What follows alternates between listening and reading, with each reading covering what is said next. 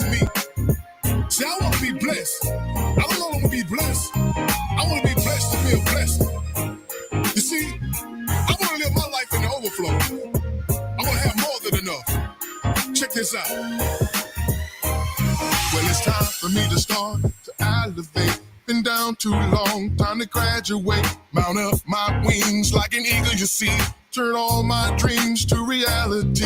Ain't nothing on this earth gonna hold me back from my heart desires. He promised that if I have faith, if I believe, faith the size of a mustard seed. I want to be blessed, to be a blessing. Prosperous life, no more stressing. That won't know me from the moon to the sun. He'll keep blessing me in that recession. I got to do something with this life he give. His plan for me, that's what I wanna live. As long as I got God on my side, the hater just gonna have to let me fly. Yes, I am in the overflow. In the overflow. I'm blessed when I go. Don't you wanna live in the overflow? Living. Yes, I am in the overflow. In the overflow. I'm blessed when I go. Don't you wanna live in the overflow? Living. Oh, yes, I am in the overflow. In the overflow. I'm blessed when I go. Don't you wanna live in the overflow? Living. Yes, I am in the overflow. In the overflow. I'm blessed when I go. Don't you wanna live in the overflow? See, we got to speak that thing into existence. Because it's gonna happen. You gotta believe it. In your heart, and in your mind, and in your soul. So you gotta repeat this after me. See what you say, so you can say what you heard. I wanna be living. I gotta be living. And I'm gonna live. Come on, you repeat after me. Come on, say it. I wanna be living. I gotta be living. And I'm gonna live. I wanna be living. I got to be living. And I'm gonna live. Come on, speak this thing into existence. Let's go. I wanna be living. I gotta be living. And I'm gonna live. I wanna be living. Oh, there y'all got it. Your blessings is on the way. Blessed when I come, blessed when I go. Don't you wanna live in the overflow? Living. I want heaven in the overflow. Right here on earth. Blessed when I come, blessed when I go. Don't you wanna live in the overflow? Oh, in the overflow. Blessed when I come, blessed when I come. Don't you wanna live? Blessed when I go.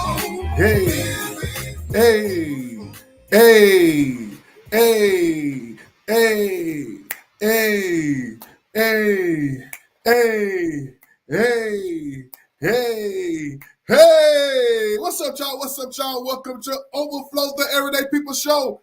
This is the only show where me, you, your mama, and your cuz, the two, get to just come on and do what? Chop it up. What's up, y'all? What's going on out there in Facebook land, Twitch land, and YouTube land? Yeah, we're on YouTube too. Yeah. What's up, y'all? What's going on, man? We got a lot to chop up today, y'all. We got a lot to chop up today. If you want to come on live, look in the comment section. I got the link posted. Come on live. I got 10 slots. First 10 come, first 10 serve, baby. That's how we do it, baby, on Overflow. This is the Everyday People Show. Everybody, your mama and cousin too, come on this show. Tell your uncle them. And I need y'all to do me one favor, y'all. One favor. Just share this live. That's all I ask y'all to do, man. That's all the brother asked y'all to do. Share this live with your favorite group, your favorite friend. Call somebody, tell somebody that dude from that Bankhead coat is on. You know what I'm saying? And we're gonna chop it up and we gonna keep it real. What we gonna chop it today, y'all? Okay, y'all. Ohio got a 10-year-old girl a rape victim. She was forced to leave the state because they don't allow that in the state. She would have been going to juvenile if she would have got a abortion from her rapist. But these Republicans ain't playing, man. Y'all better get out and vote, man. And we also got the Uvalde police. I don't know if those guys was cops. I don't know if they was cowards. You know what I'm saying? But we got a law enforcement expert on today. He gonna let us know what those guys were going through, cause it looked like they were cowards, man. You got guys in there washing their hands with hand sanitizer. You got guys in the hallway fist bumping. Meanwhile, you got a killer in there shooting kids. What's wrong with those folks, man? And what else going on, y'all? I know a video went viral of some Sesame Street characters high-fiving white kids, and it's just bypassing little black kids, man. It's sad, man. And the looks on those kids' face was horrible. Was horrifying, man. And I couldn't believe it, man. And they say it was a misunderstanding, but looking at that video, they just waved those little kids off, man. Like, the black kid, not today. What else we got going on? What else we got? Oh yeah. DA Fani Willis, she is going after these gangs. And I see a lot of y'all black folks out there mad because she going after y'all favorite rappers. And y'all mad at her for trying to clean these streets off because y'all favorite rappers get caught up in this stuff. You know what I'm saying? Y'all want her to clean up the streets. You don't get mad when your favorite rapper get caught up now. All right, y'all. Let me see who we got here. We got two people waiting, man. Like I say, follow the link, come on live, and let's chop it up, man. This is everybody. Look at my girl. What you think, girl? What's up?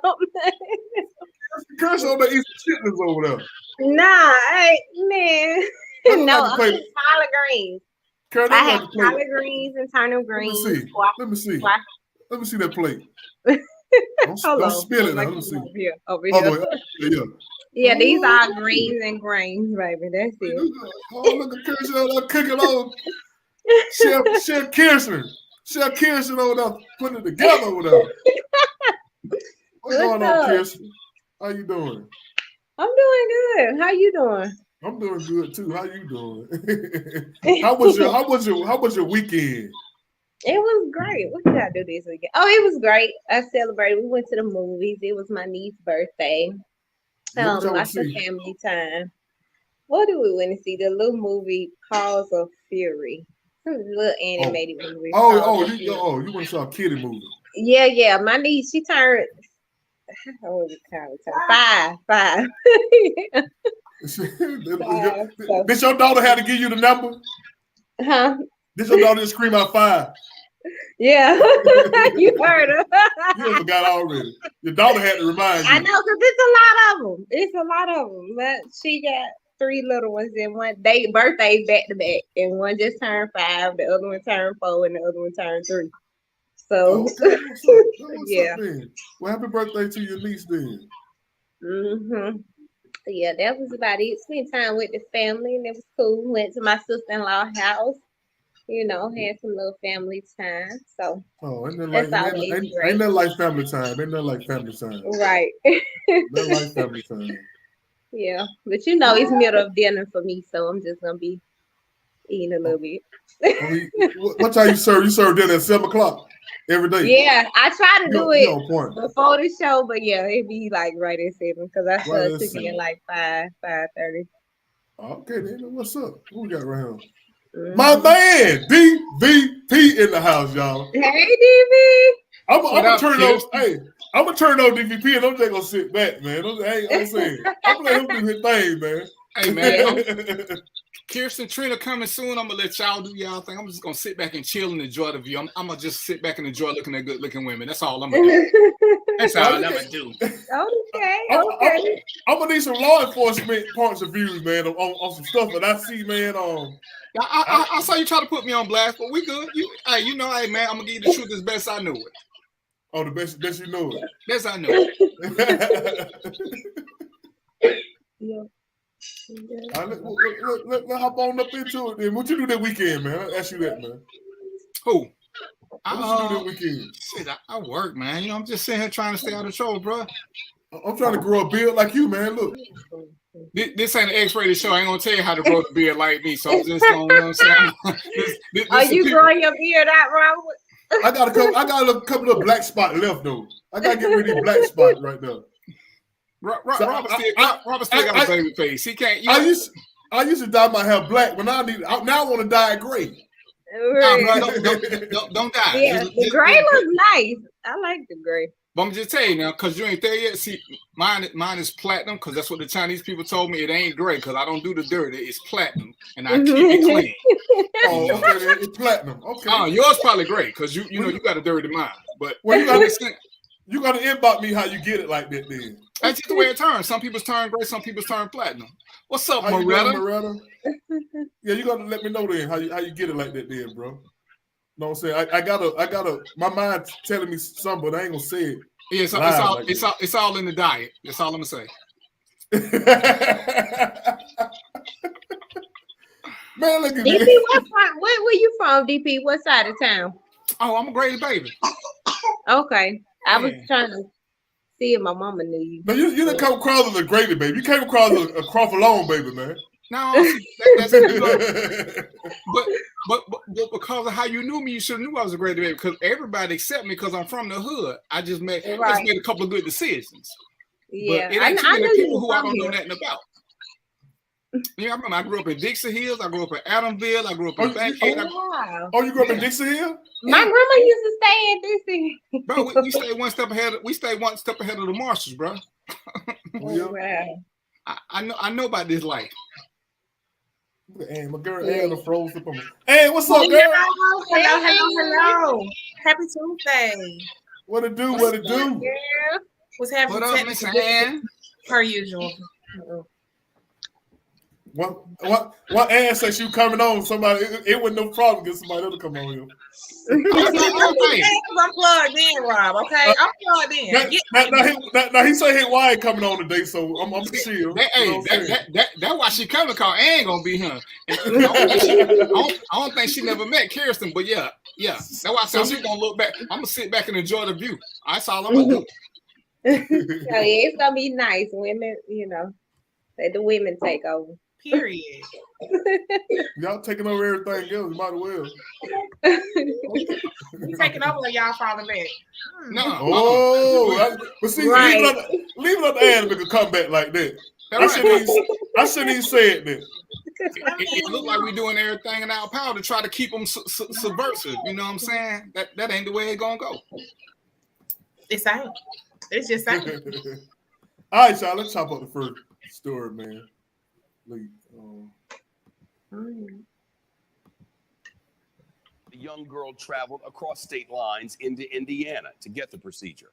Now, Indiana's Republican Attorney General says he plans to investigate to see if the doctor who performed the abortion reported it properly. He spoke on Fox News last night. The evidence as we speak, and we're going to fight this to the end.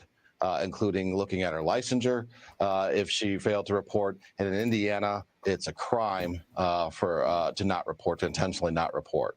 Important to note here, the AG did not provide any evidence that the doctor actually did anything at all wrong. Under Indiana state law, abortions are legal up to 22 weeks of pregnancy. The 10-year-old rape victim was a little more than 6 weeks along, we're told. Just last hour, we got a statement from the doctor's attorneys. They tell us she denies any wrongdoing. And they also say they're considering legal action against Indiana's Attorney General. The rape suspect is this man, Gershon Fuentes. He was in court today. Cops say he admitted to raping the 10-year-old at least twice.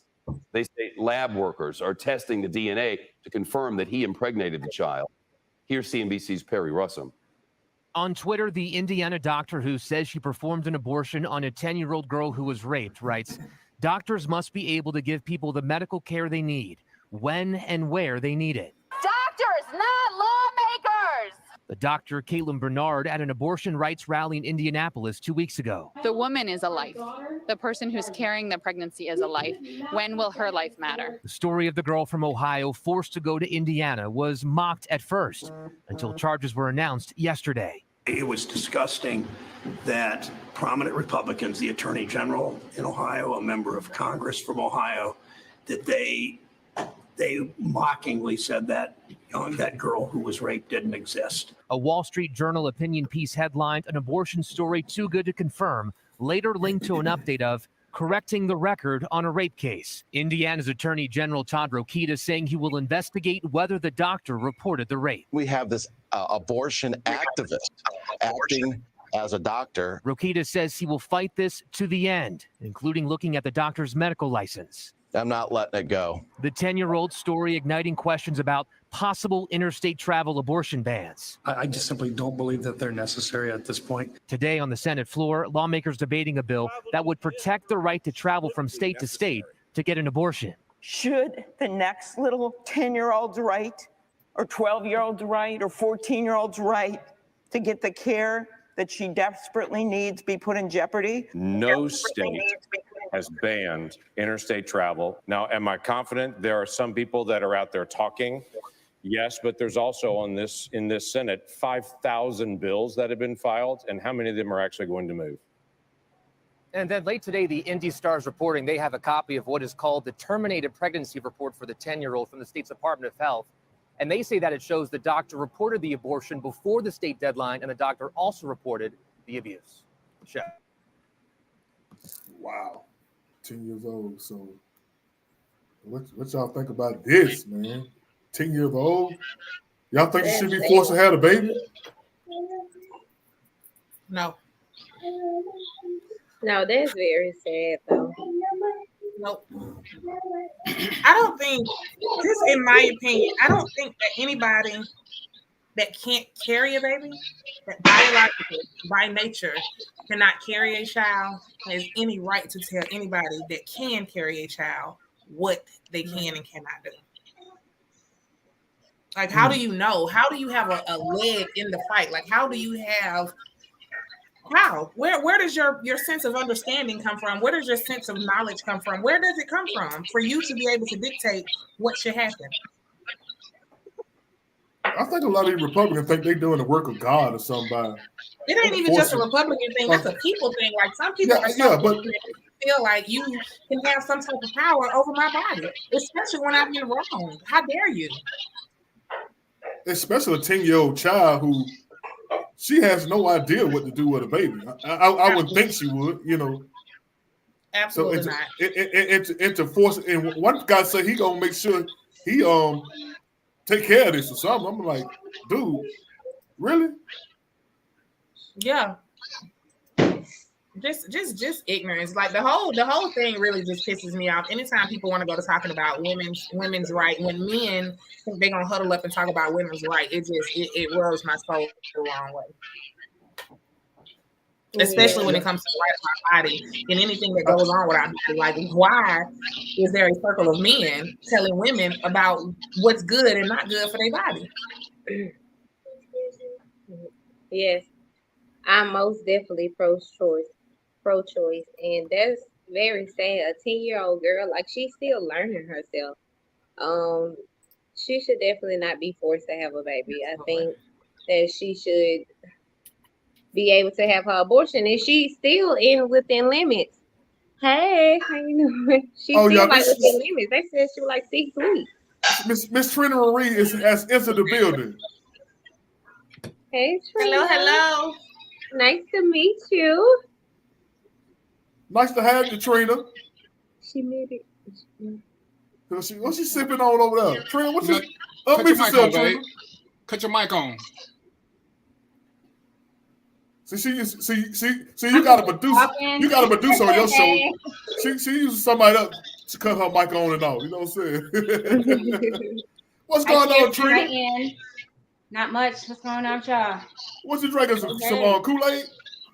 Yeah, we don't call it that. I'm gonna have fun this show right here. Well, we were talking about we was talking about the 10-year-old girl who was forced to leave her state to go have an abortion. Trying to see where everybody take on that. A 10-year-old. She was raped and got pregnant doing a rape. So should she be forced to have that baby or what? It's just so ignorant that this even is a question. Like, this is even a thing. This is something that is even debatable. Something that people could think that we gonna sit up and talk about. Like, why isn't it just a given? You guys are fighting to take her rights away when it just should be a given. Like, that just should be known. We taking our kid to the hospital. She got raped. We've been determined. Like, why isn't these things just known unless the parents say, well, you know what, we sat down with our daughter, we gonna do it. That's their decision. Like, all of that belongs to those people. But see, here's the thing. All this come down to people. When you don't get out and vote, the people who are in charge, they make decisions on other people's lives. And this is the importance of voting too, because the people who are in charge, they making the rule. They make the rule. They set the rule that people have to go by. You know. I don't know, Rob. I've been voting for a long time and shit been. I'm not talking about you. I'm talking about you personally. I'm talking about in general. I mean, I'm speaking for the masses. But shit, we been close for hours voting just to have the same shit going on. Let me interject something legally right quick. And I understand what we're upset about, but understand now, this little 10-year-old girl been raped twice, and her mother's in denial. So had her mother did what she was supposed to do, she would have never got to this point. Remember that, and they saying this, and we keep overlooking it because we're upset about the abortion. The little girl was 6 weeks and 3 days pregnant by the time her mother finally took her. Well, her mother's defending this rapist, and I guarantee she knew about this before now. Little shit start happening. So we got a bunch of many issues in here before we get to the politicians. This girl is being abused at home, and her mother's sitting there acting like ain't nothing happened because her mother is saying this guy who has confessed to raping her didn't do it. That's a big issue right now. Yeah, that's a big issue right now in these politicians. Yeah, the mother trying to get him out of jail. Yeah, lock her ass up too. The mother trying to get him out, and that's what I say. Sometimes we get caught up in looking at the big picture. We miss all the little things that led up to this. When it first happened, her mom should have been on it. But if her mother, and this is one of those sucky things, a lot of mothers are in denial when their kids tell them they get abused, which is why rape goes so unreported, which is why that's a total issue into itself. Because had her mother took when she first got reported, all this would be null and void because we would have never knew nothing about it. But because her mother was in denial, and I don't know what happened, you know, because I ain't a girl, but if she, let's just say she got her period and all of a sudden she missed a period, now the mama is a little bit more, it's like, damn, she missed a period. 10-year-olds are going to be missing a period if they just started them. And that caused a whole backlash. I got an issue with the government, but the government should have never even been in this conversation. This should have been about the mother and that little girl being sexually molested while her mother sat back and co-signed on it. Absolutely. Absolutely. I mean, in that case, I don't know. This is my first time hearing the story, but in that case, I still stand on what I said, and I'm just going to add in, lock the mama up. Yeah.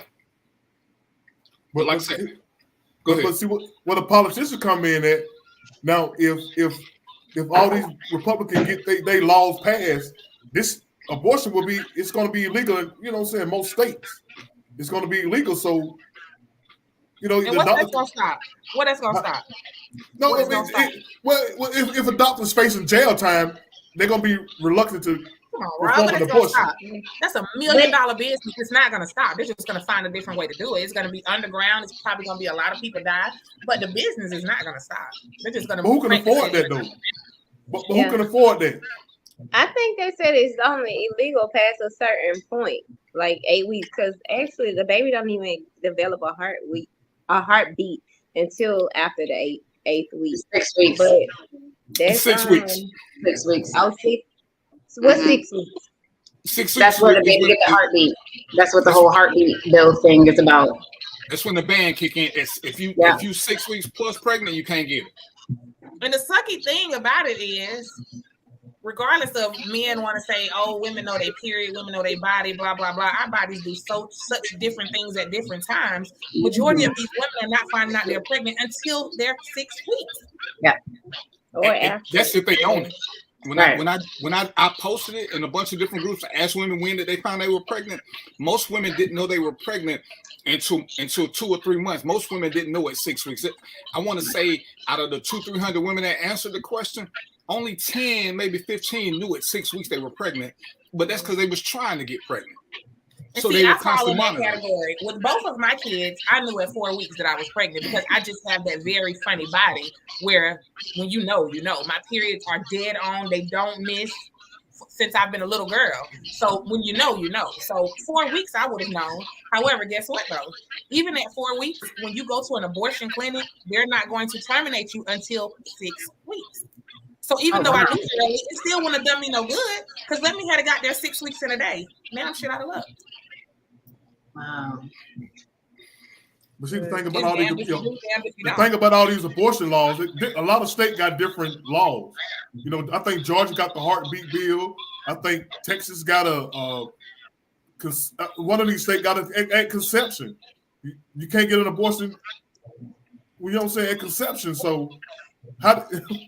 It is crazy, man. But that's why it's important when we talk about elections, because I mean, even Biden trying to do an executive order that, of course, you don't see none of the Russian bots talking about. He trying to do an executive order to override the Supreme Court, but nobody talks about that. But this is why it's so important that we voted on local elections, because it's the governor of Georgia who tried to change it, not the president. But if you don't vote for governor because you're too busy wanting to complain about Washington, you miss the whole thing. You look at the places like Kentucky and South Carolina where Mitch McConnell and all them trying to push something. If we don't vote for them and know what we're doing, we missing the whole thing. Too many times we get so caught up in D.C. that we don't know what's going on in our state. Because when it does happen, and somebody made the perfect meme. If you won't let a 10-year-old babysit your children, then they have no right having children. And most of us ain't gonna let a 10-year-old babysit our kids. But we like to argue after the fact when we see what they're doing, but we just sit back and we fuss about gas, we fuss about this, but we don't fuss about stuff that hit close to home that really truly affects us. I agree. Guilty. Say what? I said I agree. Guilty. You're trying to drink stuff because Trina drinking stuff.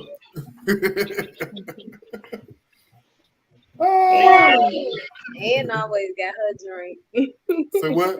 And always got her drink. Always. Listen, I call this Nova, okay? This is how I survive my son every night. Right here. Y'all got any last words on the top before we move on? I wish they'll let us figure out what's gonna go on with our bodies. That's it. Who's breaking stuff in there? You so nosy, stay focused. Right. That's my baby. I'm trying to stay focused on the camera and she's doing extra stuff. I thought Fat Dad ended up tearing stuff up. No, you gonna know because you gonna hear them steps rumbling, okay? That's his intro.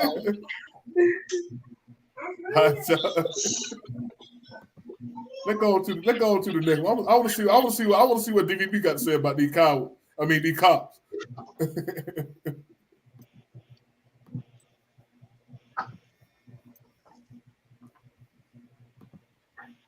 Y'all quiet, dude.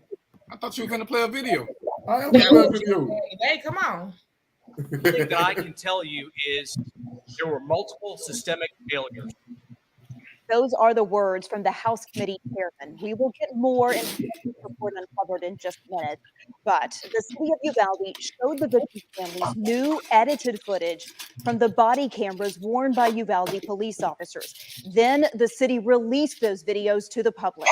Like the hallway surveillance video that was leaked last week, today's video helps us understand what happened and what did not happen inside Robb Elementary. Matt Howerton walks us through it.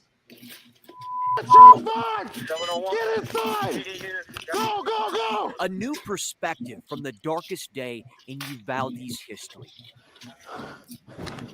This police body cam footage released Sunday shows the moments officers entered Robb Elementary as a gunman took the lives of children and teachers. The officers seen in the hallway inching towards the classroom with the attacker inside. But they retreat after taking fire. The police response highly criticized after this moment by state officials. Instead of confronting the gunman again, officers can be seen waiting for backup. At this point, the gunman has been inside the classroom for at least 10 minutes. Something we also hear in the body camera footage, radios not always working properly, fueling miscommunication. And while police wait, officers are rescuing children from other classrooms inside the school. Then we see a first look at the district's chief of police, Pete Arredondo. He's faced widespread backlash for not breaching the classroom as soon as possible. In the footage, you hear him trying to negotiate with the gunman. Could you tell me your name? Anything I can know, please? And following this, You have a child on the line. He is in a room full of victims. a 911 dispatcher informs officers a child is alive in the classroom. At this point, the gunman has been in the school for almost 40 minutes, and police have been there about the same time. Another round of gunfire is then heard. Arredondo Please put your firearm down, sir. We don't want anybody else hurt. tries to negotiate again. The shooter has been in the classroom for almost an hour at this point in the video. The footage, edited by the city of Uvalde, goes dark before officers breach the classroom and kill the shooter, roughly 78 minutes after he entered the building and took the lives of 21.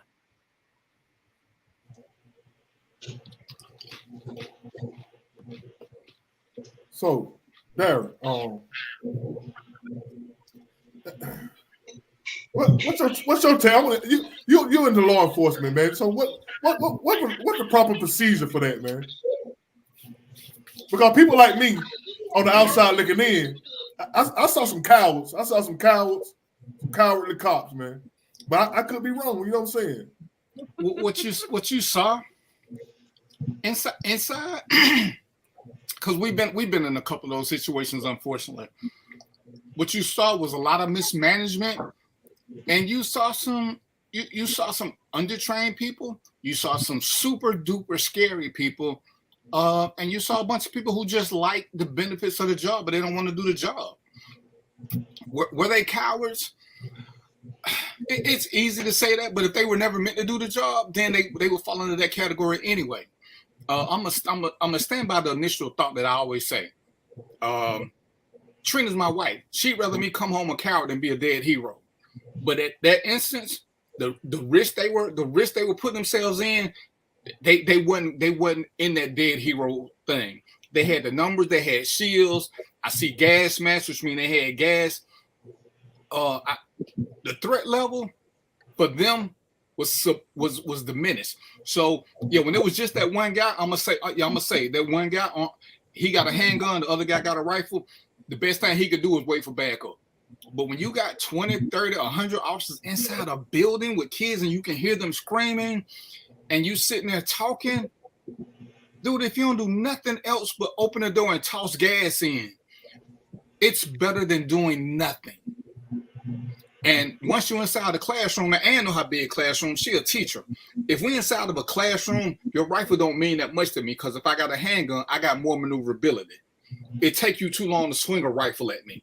They've been through the training. They know what this is. If we on the hallway, yeah, the rifle got the advantage. But we got 100 people. There is no way. You got the layout of the school. It ain't that hard to get.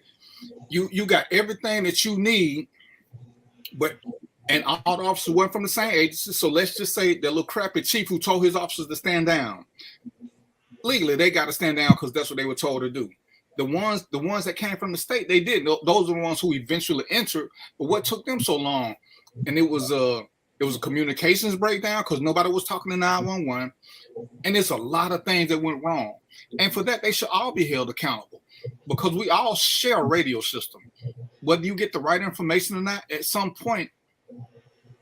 All right, when I was a cop, I was a training officer. If a captain didn't show up, I could take control of the scene. If the captain walked away, I could take control of the scene. He could give all the orders he wants to. Once he leaves the scene, whoever's there is in charge of the scene. And you got to make calls. And there's no way you hear somebody screaming and you got them in the officers there and y'all sitting around talking or devising a plan. The training is the same for everybody. You just stack. Some of them guys was in the fist bumping, and one guy used hand sanitizer. I'm like, what the hell you sanitizing your hand for? His hand was sticky. He wanted to make sure he get a good grip on the gun. That's your answer. You sticking with it. I'm just saying. What took them so long to go in? Yeah. The lineops can blame it on command staff. That's totally legal, and that's what they should do to limit their culpability. But the rules don't change, and it sucks.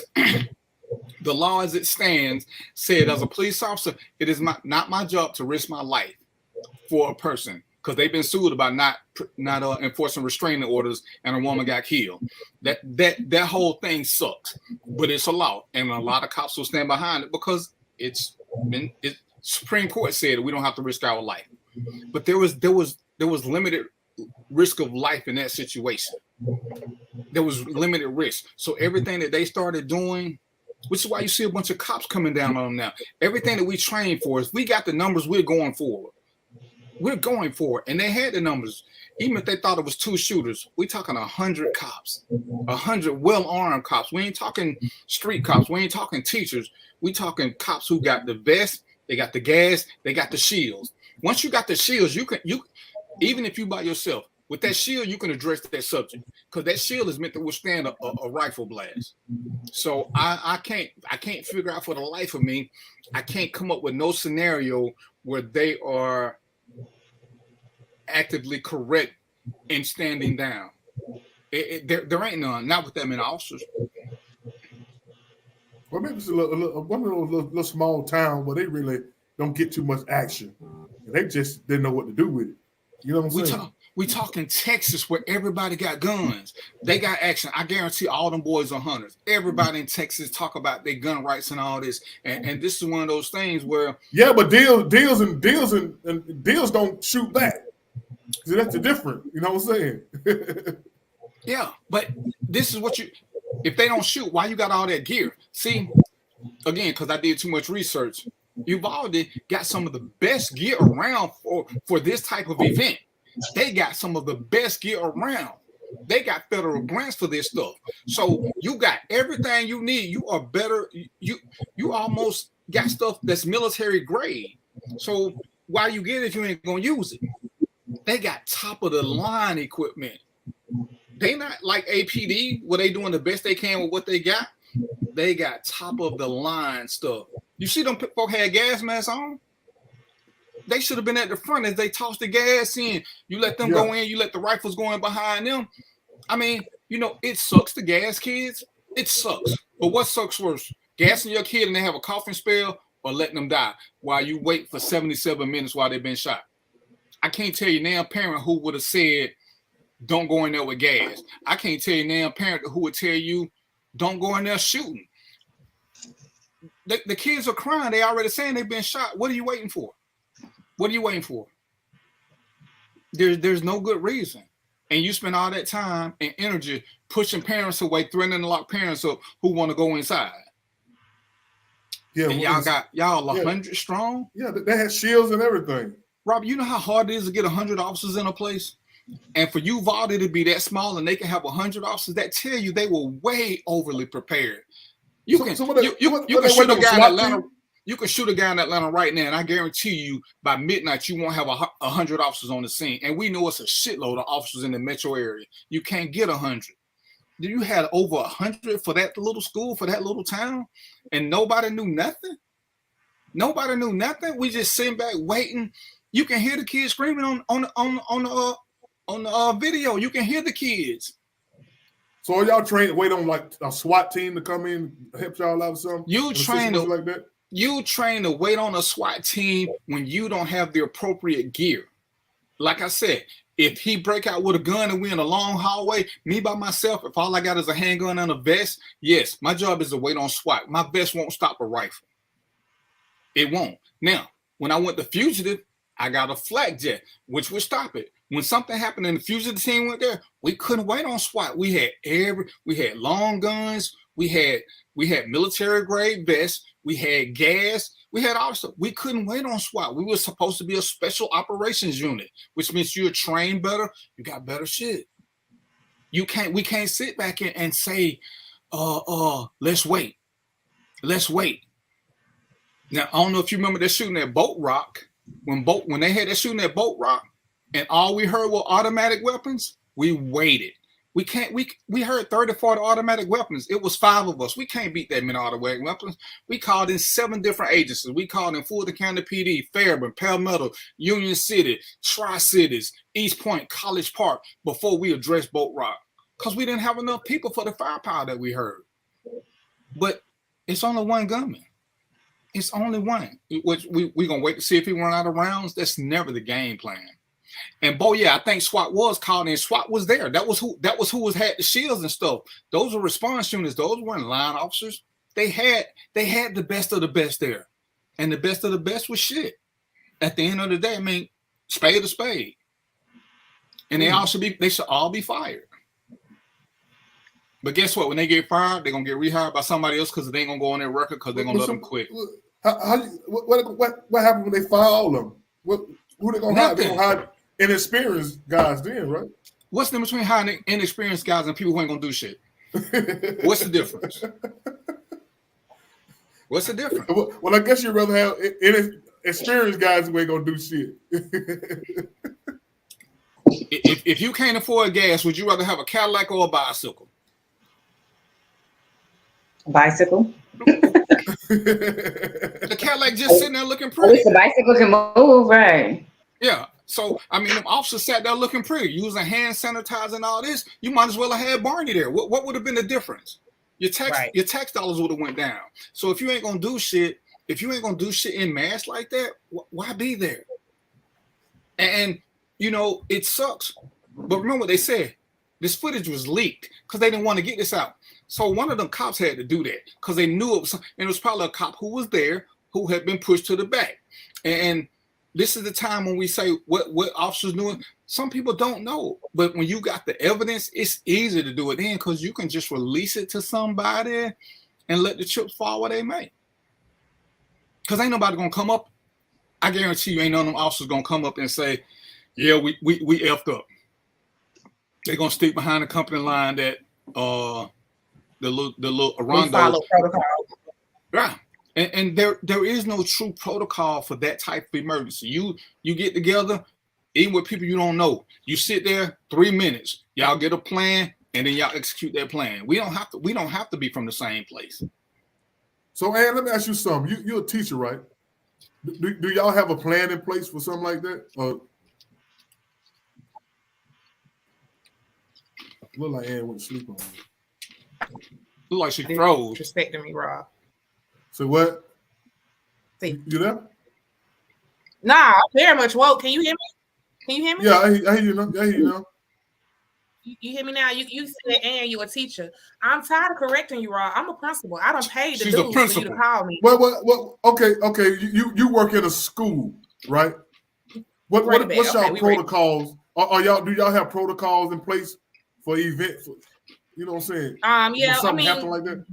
No different than a public school. We have panic buttons, we have fire alarms, we have push buttons. Of course, all of our doors stay locked anyway. There's only one point of entrance, period. I mean, to the outside, just one point of entrance. That entrance stays locked all the time. That's pretty much the gist of it. And let me just say this right quick. None of them look scared, so it's hard for me to call them scary. You didn't see they look like they was chilling, which is my issue with them. I could deal with them better if they looked like they were scared. But there was nothing to be scared of. They chilling, they dapping each other up, they having conversations, they looking on their phone, they Facebooking, they doing all kind of shit. So I can't sit back and say they were scared. They were just negligent. They were the shittiest of the shitty.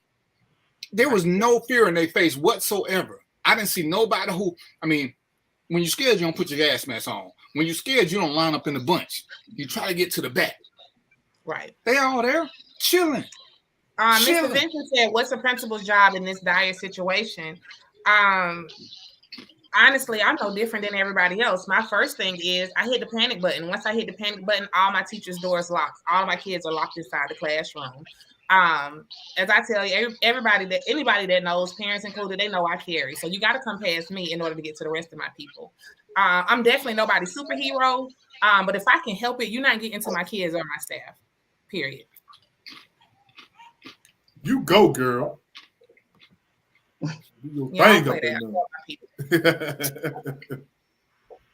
No, what we saw was a bunch of people who not designed to do their job. You know, I tell people all the time, I've done stupid stuff as a cop, stuff I shouldn't have done, but I didn't have fear. Yeah, everything you do, you think, you know, it could be the last time, which is why you make conscious decisions. You weigh the odds. Yeah, I fought somebody who had a gun, but I understand guns. If you're too close to me, you can't win. I understand knives. I didn't hold all my coworkers to that. I understood why some of them stood back. But to stand there and we all just sitting together, huddled up, talking,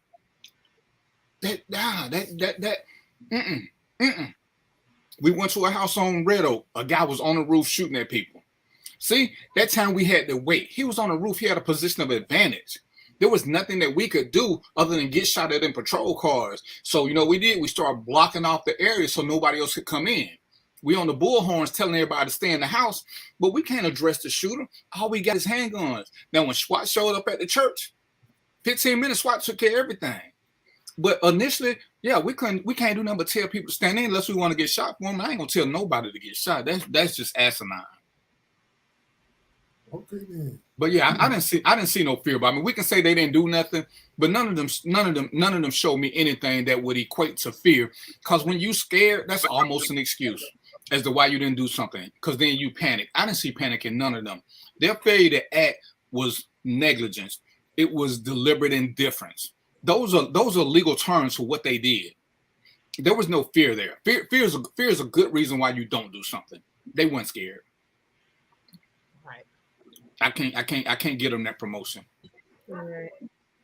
Kirsten and Trina, y'all got something? Y'all want to say something on this? Not speaking of these officers in particular, but I think what a lot of people has to understand is what you would do in a situation until you're actually in the situation. You know, like until you have to be faced with whatever somebody is faced with, it's hard to say what you think you would do in that moment.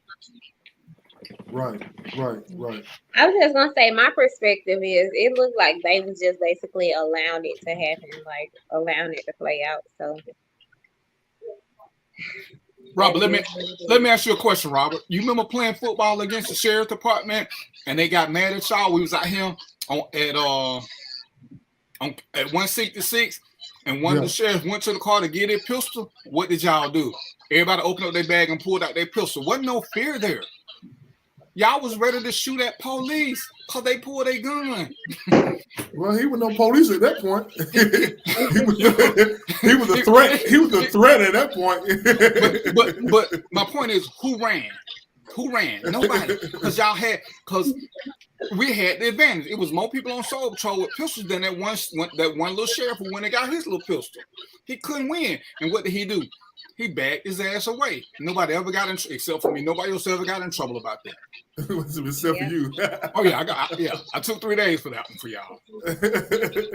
And my thing is, if there was somebody like our color, according to the news, they would have been like they would have hurried up and went in there and took them out. Gung ho, yeah. Gung ho up in there. They kick that door in, ready blasting. Yeah, so I try not to feed too much into those because I get too, I mean, did they know the color of the person that was shooting at the time? I don't think they did know the color of the person. I don't think they did either. So I'm kind of like, I don't really see how they would have became so brave all of a sudden if the person was black, especially if they didn't even know what the person looked like. Well, let's say it was a black school. The chances are it's going to be a black shooter. But we don't do stuff like that. Yeah, we usually don't do stuff like that. I mean, that's like that's like the the black churches that's gotten shot up. It wasn't a black shooter. The guy that did it in Buffalo, that wasn't a black shooter, but he was targeting black people. So just because it's a black area doesn't necessarily mean it's going to be a black shooter. Right. I guess you said had they known it was a black shooter, they would have been more aggressive. Yeah, that kind of like support my point a little, but I ain't gonna go too deep into that. No. All right, y'all, we're gonna move on. What's finished? You gonna say something? And I can't make this one racial because I'm gonna stick to what it is. When you get all the pretty shit and it's time to use it, what Mike Tyson say, everybody want to fight till it's time to fight. And we talked about this. I talked about it before. This new age cop, and I ain't knocking them, but everybody want the cop to be a college graduate. Cops were different when they came from the streets versus college. So now they don't want that street person. When I first started, you had to have 2 years working with the public. And I tell anybody, I can teach a cashier from Circle K to be a better cop than I can a college graduate. Their level of stress has been a final exam, a quiz. When you worked at Circle K or one of them gas stations, you don't have people talking, flip to you. You don't learn verbal judo. You don't learn conflict resolution. I ain't knocking college kids, but they ain't learned real life skills. They've been in college. They've been a baby. So when you take this smart person and you put them in a high stress situation, hell, calling them a name is high stress for them.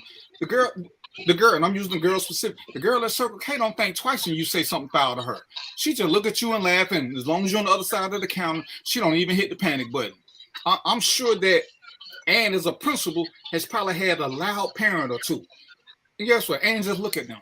She don't hit that panic button because she don't have people raise their voice at her before. But if she was strictly a college student with no street background, she gonna panic. Cause they were so agitated. They were saying things about my mother, my father. They were calling me names. So yes, I had to down.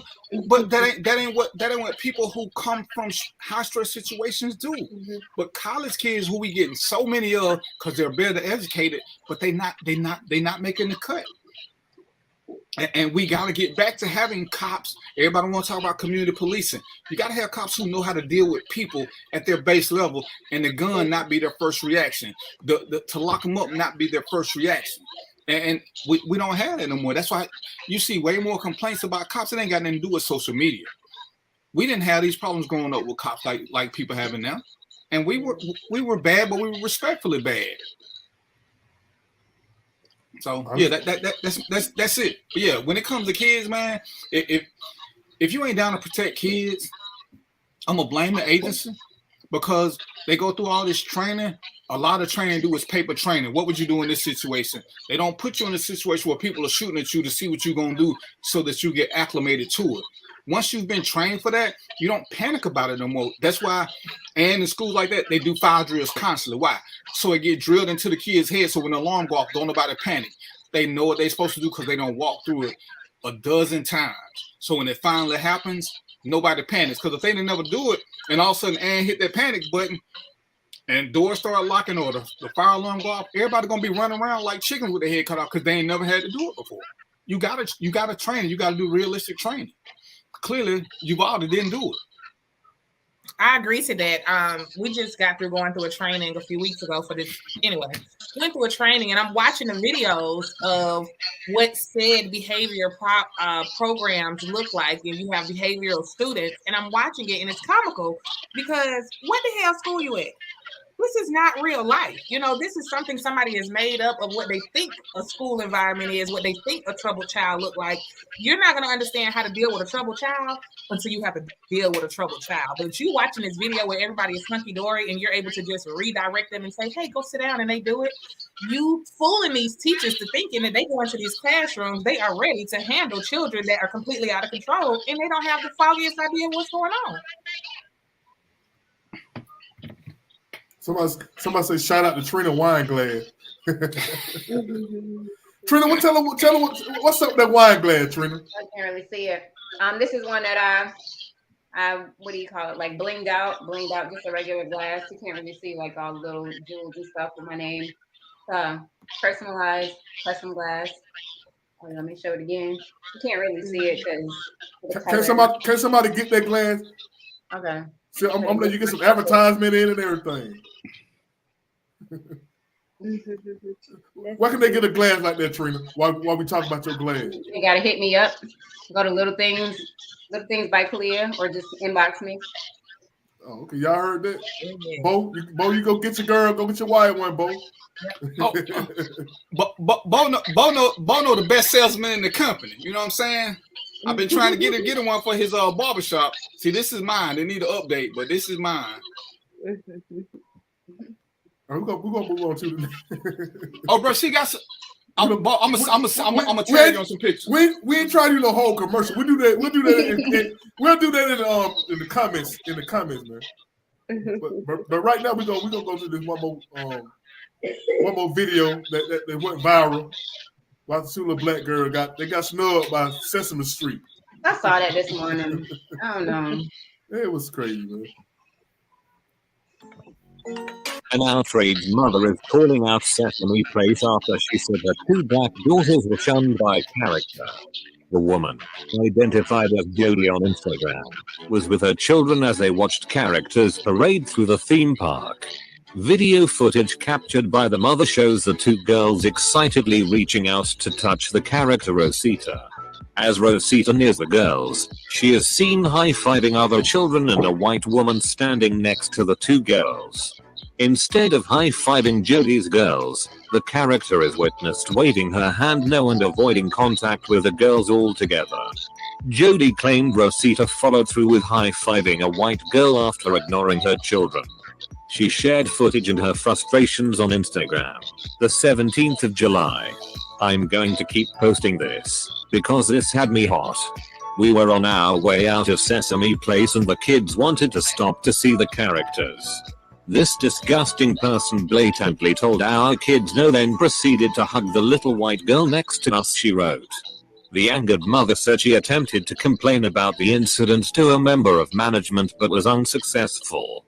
Her post continued, "They looking at me like I'm crazy. I asked the lady who the character was and I wanted to see a supervisor and she told me she didn't know. I will never step foot in that Sesame Place ever again. And please feel free to repost this.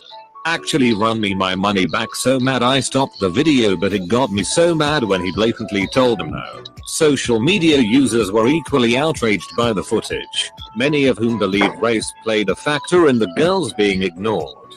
Destiny's Child singer Kelly Rowland expressed similar frustrations while reacting to the video. "Okay, so had that been me, that whole parade would have been in flames," said Rowland. "Are you serious? You not going to speak to my child? And did you see that baby's face?" That what I said. Somebody, there would have been a hood parent, like the lady said. Like I said, the whole parade gonna be on fire. It could have been Keisha's children, man. Yeah. Man, what y'all think about that, man? Y'all think it's just a misunderstanding? I saw it this morning. I watched it a couple times, like the same way they played it a few times. I did see Rosita high five, and then whoever she was looking at, she said no. And then she looked at the little kids and she said no. I don't know what the hell was going on with Rosita that day, but she wasn't feeling it. I'm not saying she didn't ignore them little girls too. She ignored them little girls. But in the post or in the description or whatever, it said she proceeded to hug the little white girl next to her or high five. Why you ain't show that? Where is it at? And I'm not saying it didn't happen, but I ain't see it. So it make it real hard for me to be like, oh, well, she just ignored the black kids and she went and showed love to the white kids. I didn't see her show love to the white kids. Why did you stop the video at that moment? I'm having a hard time believing that you was recording, and then as soon as she said no, can you hit stop? You follow her ass, because that's what we gonna do. I'm like, yeah, well, she did. Why did you stop the video right there? I don't know. Something ain't right about it. I'm not saying she ain't ignored the little black girls. We've seen that, but she also did this to the white people too. She high five, but then she did no. So we don't know who she was saying no to, but it was before the little girls, and then she said no to the little girls also. But this is what I saw. I'm not saying she didn't ignore the little black girls, but how many people did she ignore? You know, was it just them two little black girls? Was it multiple little black kids, or? Okay, I don't know. It seems like too much of everything a racial thing. She did do this to those white people as well. So I don't know. Okay, Kirsten, you got your babies in line. Now, what happened? You see your kid get snubbed like that. What happened? I mean, well, first of all, I wouldn't even been at that. That's the first thing. And the second thing, I'm noticing that in reference to the comment that I made about the last video about race. I'm not saying that everything is about race, but what I was referencing is that things that are put in the media are intended to make it about race. Mm-hmm. And I feel like we need to, once we get away from that, you know, stop focusing on that and making that real, because we're creating that. Like, the more we feed into that, the more we make it real. Once we get away from that, we like see other things and realize like what the hell is really going on and realize our power and what we need to do. Because I actually saw that video and then I saw like another thread of stories on Instagram of like other people having a similar experience, and I'm just like, when I saw that, I'm like, oh, this is probably another like distraction, as Fu would say, from something else. But like, I'm not really focused on Sesame Street, and it's too many other avenues out here for our children. I think it was bigger than the Sesame Street aspect. I think the parent, like, okay, no, you got to explain this to your child. What just happened? Because one child looking bewildered, like, what happened? Did we do anything wrong? And the other kid was like, she was dumbfounded. She didn't know way. She didn't care anyway. Like, but the bigger kid was like, she was like really disappointed. You know what I'm saying? Well, that's fine. What I explained to my children, I just made a video about self-love.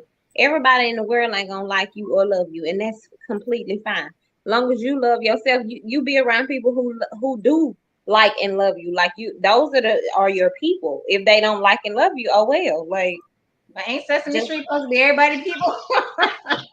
I mean, ain't them characters supposed to be everybody people? It just been. But I think those kids were too young to understand like what self-love is. You know what I'm saying? We know what self-love is. I disagree with that statement. No, you need to start building self-love at the very point of understanding. Right. Starting at very tiny. Yes. Yeah, but do you understand in this situation okay, this character ignored you for a reason. These kids want to know, why would we ignore? But these other kids who don't look like us wasn't. But what happened when you don't get that explanation? You ain't gonna always get that you're not gonna always know. But and that's fine. In the video, she said no to somebody before she looked down at them little girls. She said, Rosie, I wasn't there. I don't know, but I have a hard time believing that them the only kids she said no to. I'm sorry. I also understand that those kids were directly up under her. Their sight and limit, they're very limited in these big stupid costumes. So whereas I can see a child that's over there, I can't see this child that's directly under me. I've seen several instances where a character is almost startled because they didn't know a child was directly up under them as they're coming up to them. So I mean, I have zero idea what happened in this situation. If she felt like her children were wrong, you should have went through the proper avenues. I think people get so big on let me blow this up on social media, opposed to taking the necessary steps that they really should be taking. Do what you need to do.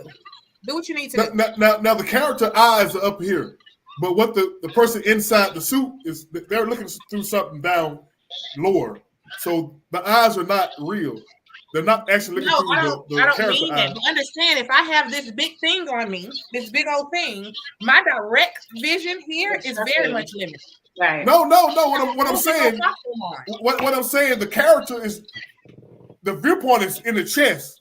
They're looking through the chest. You do this and how you do that. Understand that the costume is still this big. I understand what you said, but they're not looking through the head. I think if she really wanted to prove her point, then she would have followed Rosie's ass all through the end. A huge body around me. I still have all this armor around me.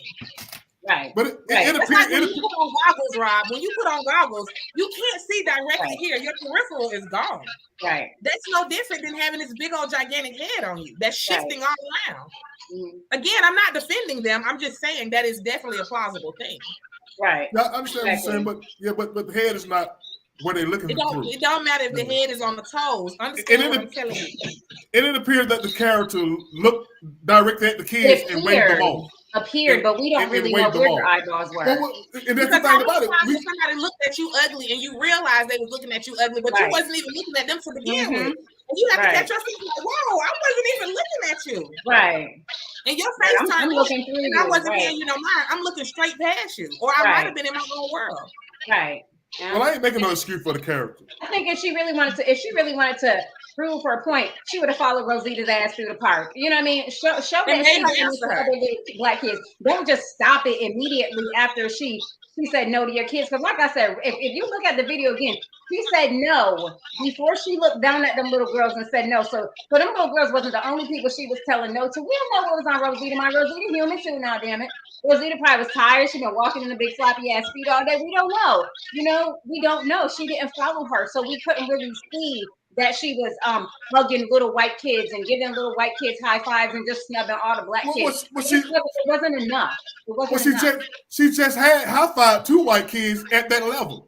I seen her high five a grown up. Going in for high fives. It looked like her kids might have been going in for hugs. So what if she was telling them, no, we're not doing hugs? Their hand was never up for a high five. Right. I've seen her high five a grown up. But either way, you know what I mean? And you know, everybody can't get an autograph. Everybody can't get it. So it just, to me, it just wasn't enough. She should have followed her a little longer. I would have followed her ass if I really felt like really be able to show what it is you're trying to portray. And then, of course, we are Team You because we can see this, but we're visual people. I need to actually see this. Right. Okay, well, okay, Rosita got a lot of defenders then. It's not about defending Rosita. Very well be true. It could very well be true, but you know how we are. The first time, help me out, man. They jumping on me. If you want my vote, give me the receipt. That's right. But and I gotta kind of root them because if you ever been to Chuck E. Cheese will run. They can't see the first set of kids. They can see the kids further away because even though the eyes are down here, they still got all this in front of them, and they can't do a lot of movement in them costumes. It's hard to say. Like Trisha, I would have followed them around, and if it was that important to me, I would have got in front of the damn bear and said, "Hey, my children trying to holler at you." Right. I mean, to me, that's the easy fix. How many times have we walked past somebody and they say, "Oh, you can't speak," and we never saw them, and we ain't got no mask or nothing. No, we just was doing something else. We could have been focused on a specific something. Or we could have been in Never Never Land. But how many of us ain't never had somebody walk up to us and say something? And shit, we don't bump into people because we were just somewhere else. Mm-hmm. And it's hard for me to when stuff is racial. I want it to be brought up to the front, but I can't make everything that's wrong racial, even if it happens to us. Like I say, like they say, follow her around. But if it's my kids and I want them to be noticed, I'm gonna go get their attention because I know them at their height. Hey, my little kid want a picture. Hey, yo. And all right. Okay then. I thought I was gonna get a lot of angry black folks with me. We got a lot of sensible black folks today. But see, we angry when we can see. But see, that's how what I'm saying, y'all giving the character the benefit of the doubt. Okay, Rob, host. Y'all erring on the side of the character. Your children will snub. Mr. Host, you're right. You angry? Say what now? What would you have done if your children were snubbed? I would have snapped their head off and say, "You wouldn't have done no more." Don't start with me today. I would have snapped their head off and say, "Look, my kid want to dap too." You finna make me get a shot. You gonna make me get a shot? Now, I need to take. I should have took me a shot. Everybody else taking a shot. But see, this is what we can't do if we want to be truly heard. We can't keep being emotional about everything. We got to present logical arguments. That's why people dismiss black people so quickly, because if they give us something logical and we stick with emotion, all of a sudden now we just venting and bitching. You got to say, "Hey, I tried to do this. What did you do to try to correct the situation?" Because it's on us as parents to do it first before we start making assumptions. Because as soon as they ask you, have you ever walked past somebody and didn't see them and they said something to you and you say, "Yeah," then your argument is over with. Because that was a different case. That don't apply to that case. If for us to have sustainable arguments, we have to be able to make it make sense, and we can't get caught. Oh yeah, I feel like you snubbed my kid.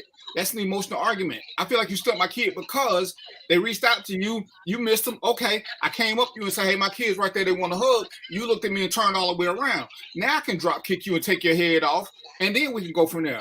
But I had to do something for it, and then I can make it racial. I can't just make everything racial because it just happens to happen to a black kid. Right. Like Trey said, and I don't follow around to see if you're doing it to white kids or other kids who may be up under your radar. Yeah, I'm sure Principal Anna had kids who said something to her. They black, they white. Sometimes she just miss them. Sometimes you be walking down and they want a little high five and you miss them. It ain't racial, and just miss them. She just misses them. So is it racial because it's a black kid or a white kid? No, it's just I don't miss them. I'm just ready for them to go home. But y'all know what this is. Y'all know what this is. This is the impact of America on our mind. Stop it, Robert. But look, we got a guest. We got a guest to come on and explain what that means. Impact of America on us.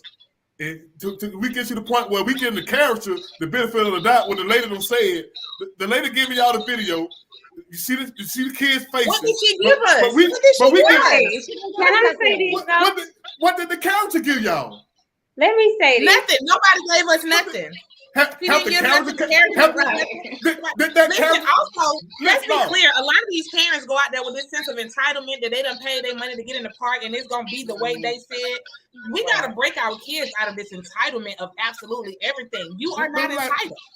Well, let me ask y'all something. Have that character made a statement saying, "I didn't see those kids." Get them. Has anybody asked the character? The character would have spoke up by now. You all on the TV. You on every news channel. But guess what? No, you ain't. Not defending what I ain't did wrong. When you start defending yourself when you're not wrong, then you look guilty. I'm not defending me in my rightness. If they put a midget out there right now, how would we know who's in that character? That character ain't gonna say shit. That's a character that's working. Unless the company tells them to go say something right then, we don't know who's in there. That's right. Whether it's a man or a woman or nothing. So just because a face come up, we're gonna say, "Oh, how we know that's them?" Because we don't. And if that person was black, are they still racist? Is it still racist if the person was black? Well, right. They won't let us know. They won't let the character speak. Who tried to interview the character, Robert? Well, the employer said. The employer said. Pronoun, so we don't know if it's a girl, a boy, a cat, or a dog. So how they get the benefit of the doubt then? Because for one, I give them the benefit of the doubt because they're human. Okay, they're human. I do customer service. I might sound like a damn angel on one call and be a damn demon on the next. The kids are human too. The mama got too much damn kids got ignored. Oops. Okay. If she would have continued with her video, there would have been no room for perception. But because she didn't continue, we can pick the video completely apart to say it could have been, it might have been, it seems like. Continue to record if you need me to believe your point. Right. At some point, all of us have been in the video that would show us wrong of something that we weren't wrong of because it was just a clip. Mm-hmm. It was just a clip. So they saw, it's kind of like what they say in sports. You always catch the second person. You don't see what happened because somebody started filming when they see something going on, but they miss what started the event. So without the whole picture, see, why can't we judge those officers in Uvalde? We saw a whole clip of that. We didn't get a 15-second burst because then they could have said they was getting ready, this, and this. But we saw an hour of video of them doing nothing. There's nothing to guess about now. And guess what? How many of them officers stepped forward to defend themselves? So we don't know what they was doing, but we saw 77 minutes. There ain't a whole lot to explain. But if they only showed us 3 minutes like they were showing us before, nobody was blaming the cops because we never saw an extended video of them doing nothing. Now we got video proof. It's a difference. All right, man, we got a guest to come on. He's here to promote his book, Impact of America. Exactly what we're talking about with America's impacted our brain. Let me cue my trap. Let me guess. Your brain is Africanized, Robert. Your brain is Africanized. You're not Americanized. I lean more toward my people. You know what I'm saying? You lean more towards my people. And that's the thing. You gotta know who your people strong bias. I lean towards my people too, but I'm not gonna be I would have gave the parents of these kids the benefit of the doubt. That's what I would have did. I mean, but you're biased. I would have gave them the benefit of the doubt. Robert, you damn right on bias for mine. Right. So then you can't ever really look at anything and judge it fairly because you're always leaning towards one side. You can't be fair. Robert, can I ask you a question? Do you think you're a good dad? I try to be. Do you think you're a good dad? I think I am. Now, remember when you came on my show and you said you hit one of your kids who didn't do nothing and you hit them with an object? Now, come on, man, we ain't talking about that, man. What you talking about? If I use that as what you're doing, then everything I'm gonna say you ain't. You can't. You still can't make one indiscretion be a person's whole life. That's a horrible analogy, man. Come on, man. You said you did it. Horrible. So if your child always hold that against you, you're gonna like remember this. No, because you want us to remember one incident that is there. What you just tell us? You all about the kids, except for that one time. See? And keep in mind, I thought when he come on about race.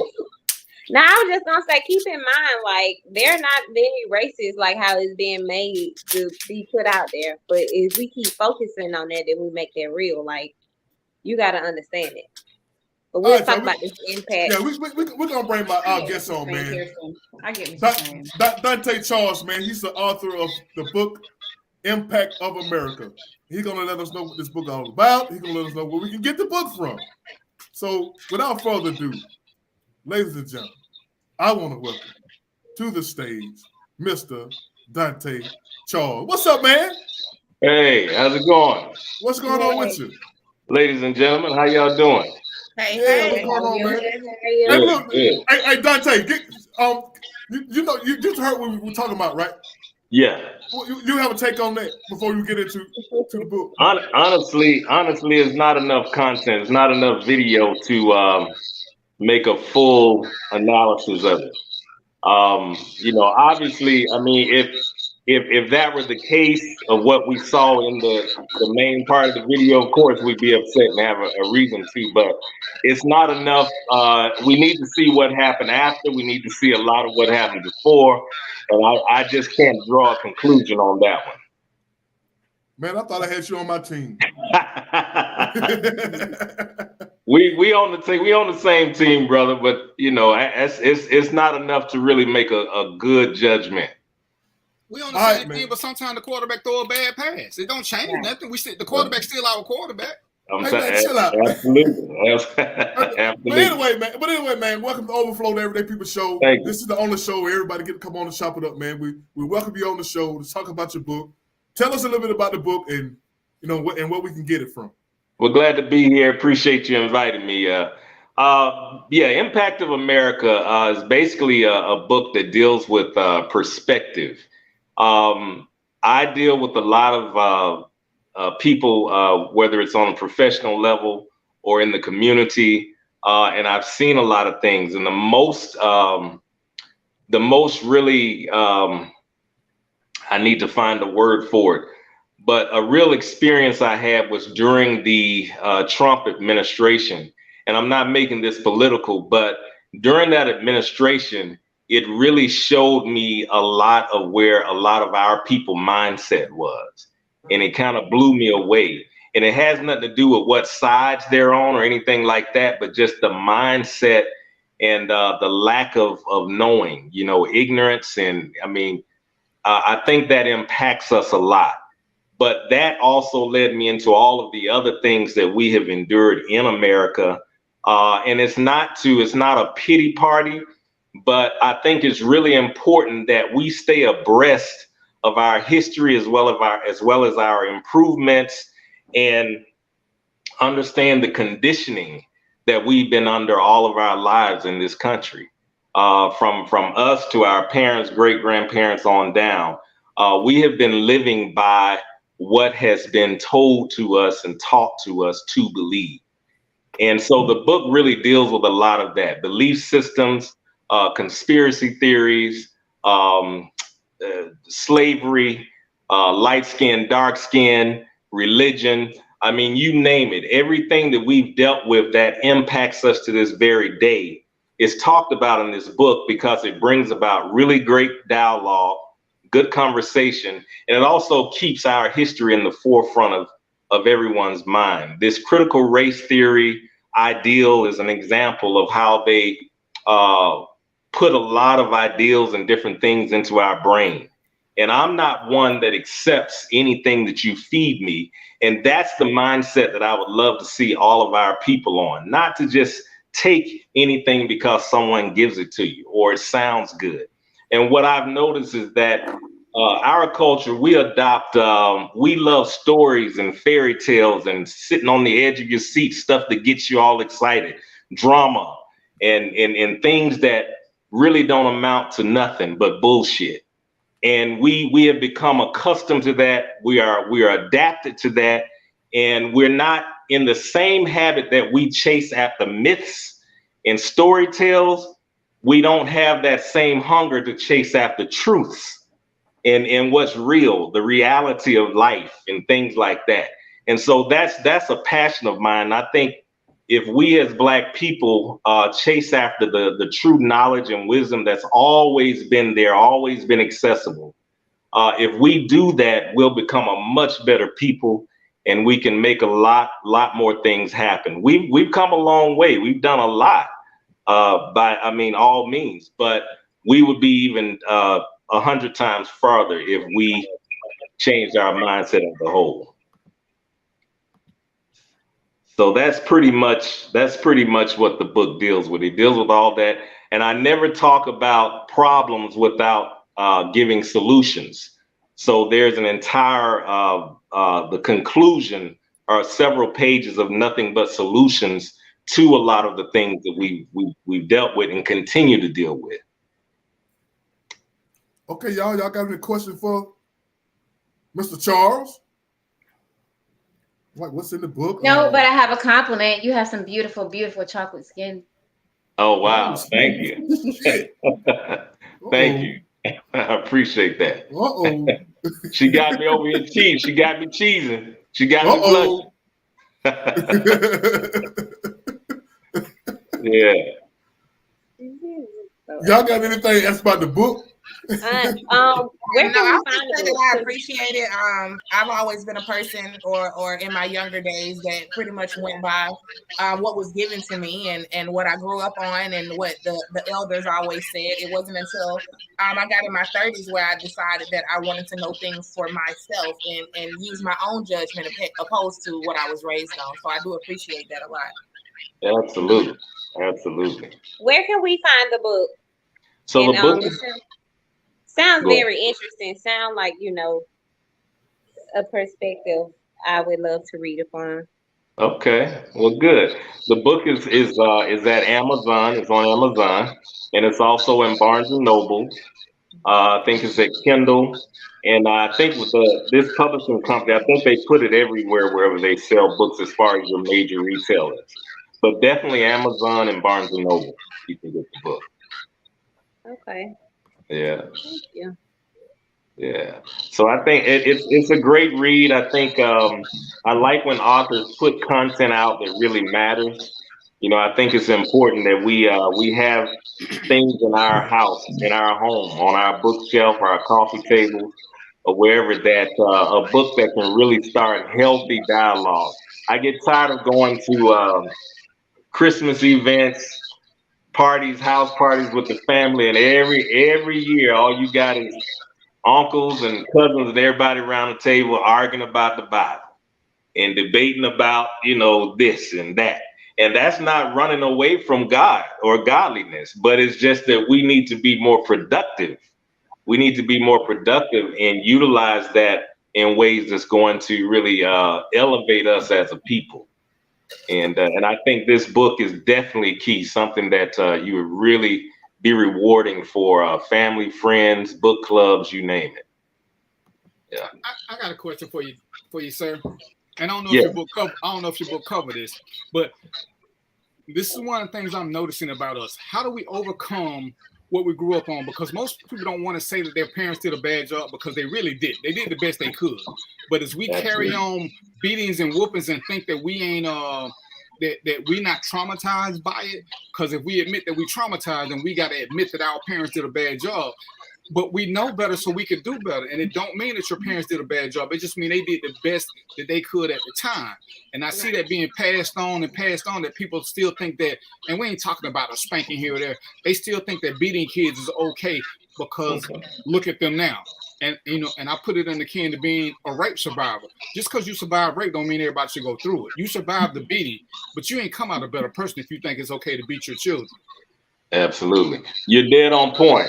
I do speak on that. It's traditions, and what I talk about is that all traditions are not good things. We are accustomed to following traditions because that's what was rooted in us. That's what was rooted in grandma and granddad and all of that.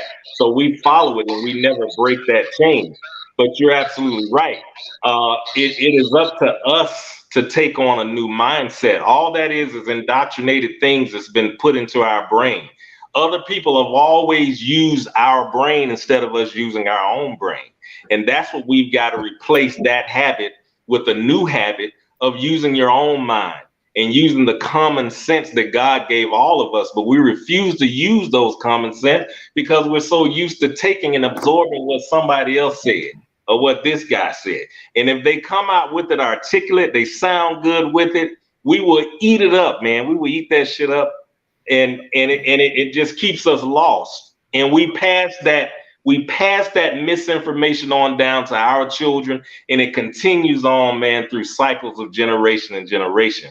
So you're absolutely right. The way to resolve that is by acknowledging it's nothing wrong with stating that the traditions that we picked up did not help us.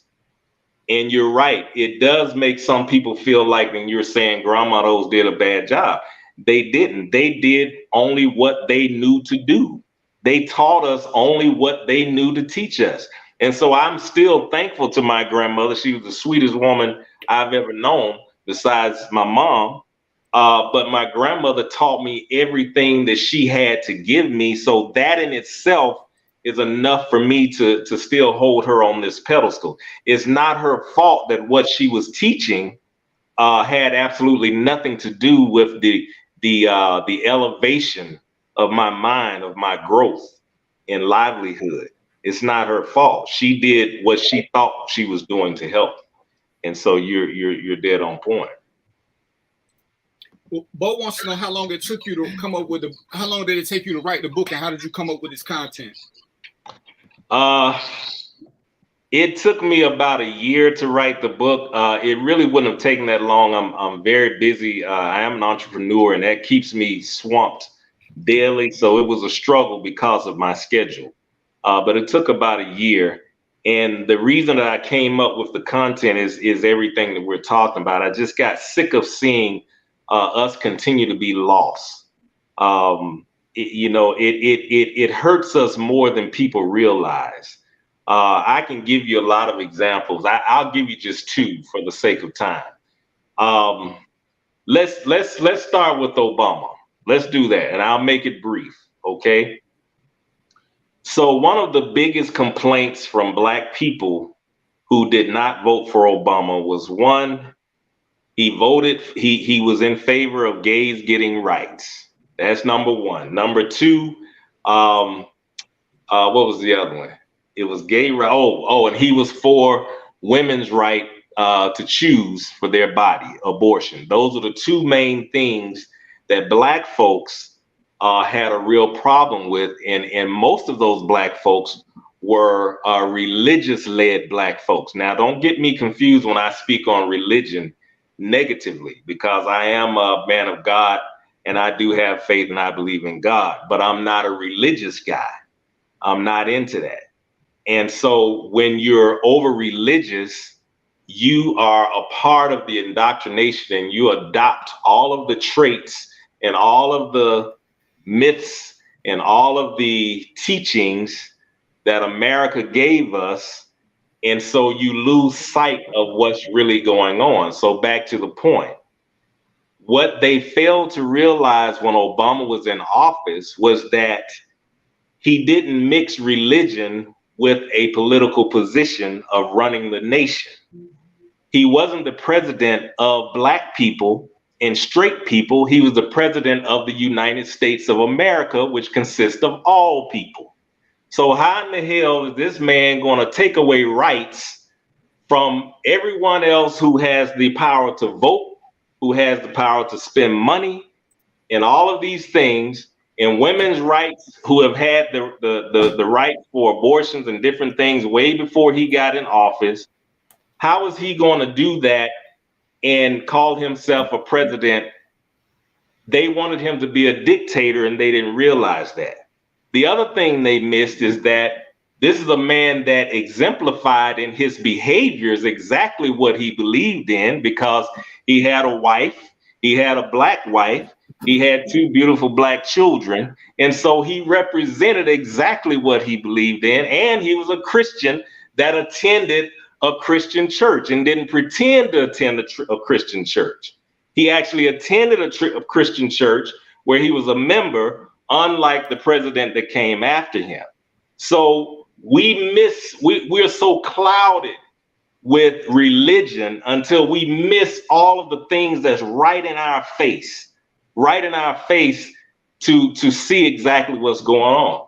The man is a godly man, and he had so many things. And then listen, he was squeaky clean.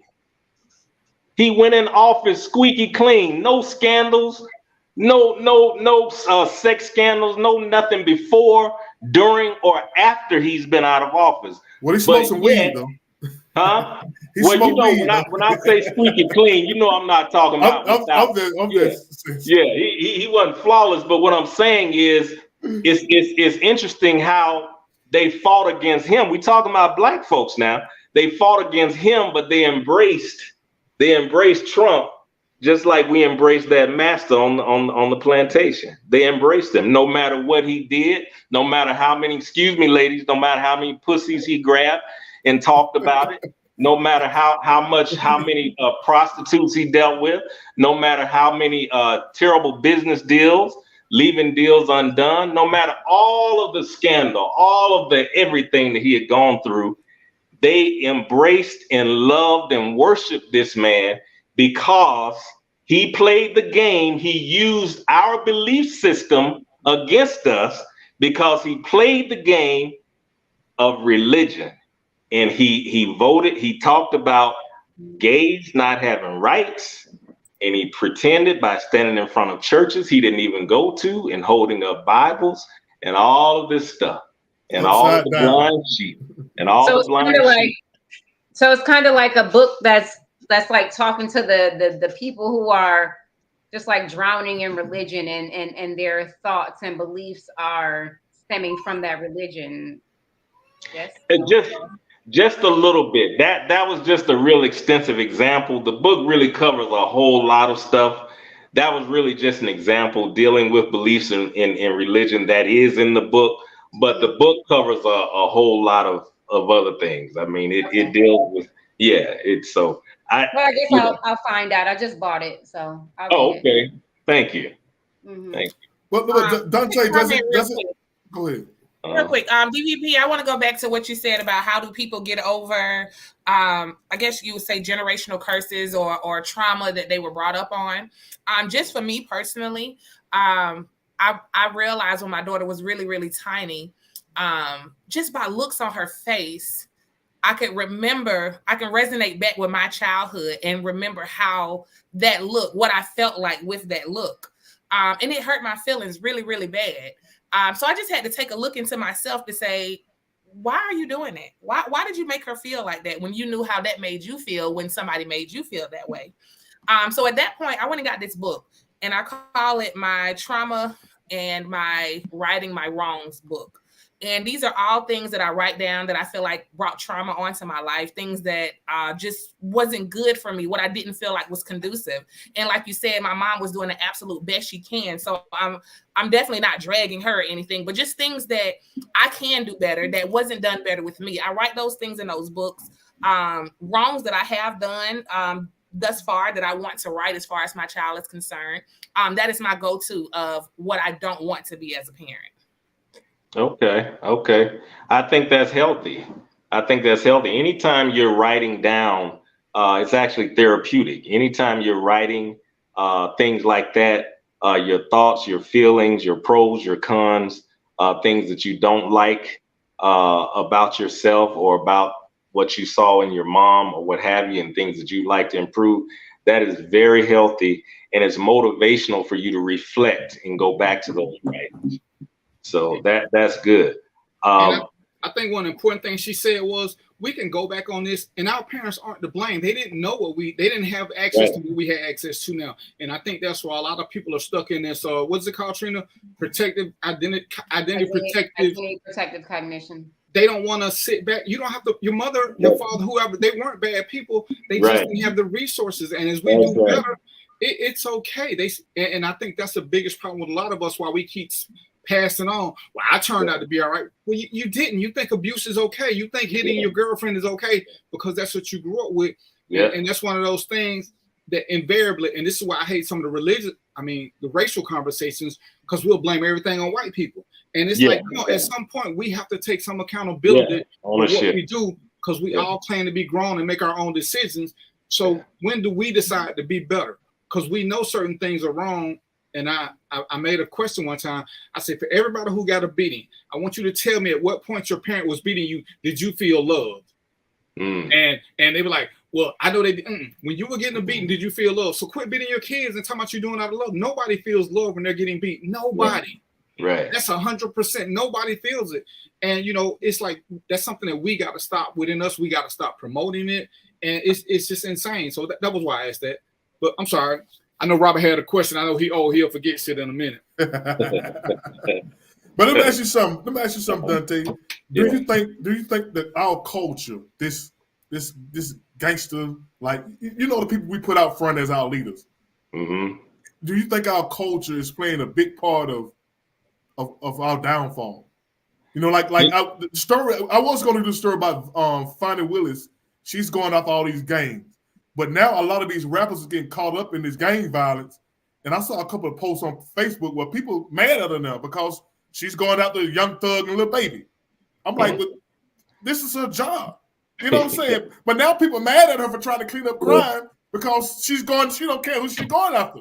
You know what I'm saying? Now Lil Baby and Young Thug get caught up now. Now they say, oh, she needs to sit down somewhere. Yeah. And I was like, I was taken aback when I was reading these comments about this. Yeah, this generation is a whole new ball game, man. It's a whole new ball game. They're a whole new breed, and they don't understand. It's just as simple as that. They don't understand. And to answer your question, yes, the hip hop culture, which I like, but the negative parts of hip hop culture has had a great impact on not only America but the world. And I'm gonna tell you, I've been blessed to travel a lot of places around the world, and you see a lot of stuff, man. You see a lot of stuff outside of this country, and you realize that America truly is the platform, the world stage. Everybody wants and desires to be like America or to gravitate to the things of America. And that's what's so harmful, because this new generation with their mindset is what leads all of the young kids that's following, man. Everything that happens is copycat. It's trend. And I talk about in the book the dangers of trends. And yeah, to answer your question, man, this whole thug thing, this thing with the gangs. How do you get? That's why it never matters how much money they make, man. They can't leave. They're in bondage to their mindset. They're in bondage to what they come from. They can't escape it. They have millions of dollars now, and you still want to fool around with gang banging, and what the hell, man? It doesn't make any sense. Popularity. Yeah. What's the old term? Peer pressure. Yeah. Popularity. Yeah. All of that. They've got to blend and fit in. And it's just, yesteryear, you know, the rap thing was just talking the big game, and some of those same guys will have a drink later on after the show. But now, I mean, these cats, they mean what they say, and they got to show that they mean what they say in the lyrics. And it's just it's a sad day, man.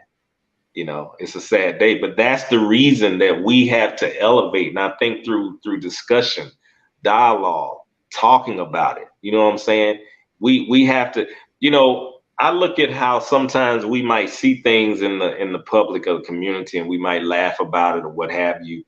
I'm the kind of guy that, you know, I'll step to the situation and pull a guy to the side, you know, or if it's a young lady or something like that, you know, if I'm with someone or with my wife, I'll tell her, you know, grab that young lady and, you know, talk to her, you know, ask her if she needs this, that, and the other, you know, because, we have a tendency, we have a habit also of waiting for something to come down, or some miracle worker to come and fix these problems, or another Martin Luther King or another Marcus Garvey.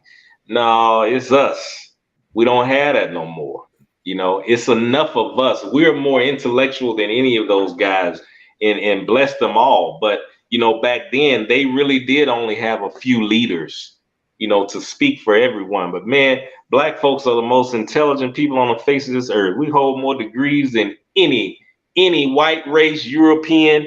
You ain't never seen so many degrees held by human beings. I think one of the issues, you know, you mentioned leaders.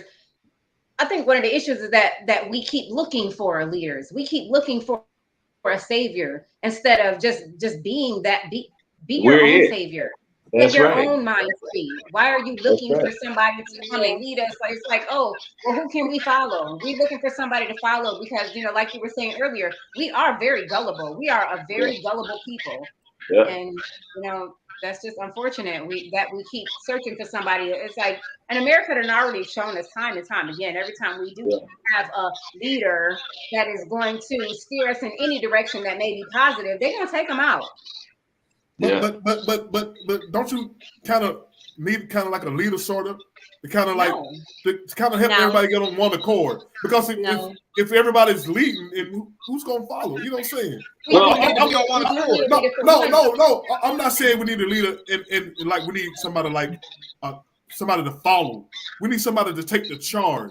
What I'm trying to say. When has that ever worked? Even when Martin was around, Malcolm was around, because we keep saying we need to be on one accord. We're never going to be on one accord. That's why we keep failing. Everybody has a different priority. Malcolm and Martin weren't about the same way of going about things. Certain people who like Malcolm couldn't stand Martin, and vice versa. Just trying to get somebody, we're going to keep meeting with constant failure.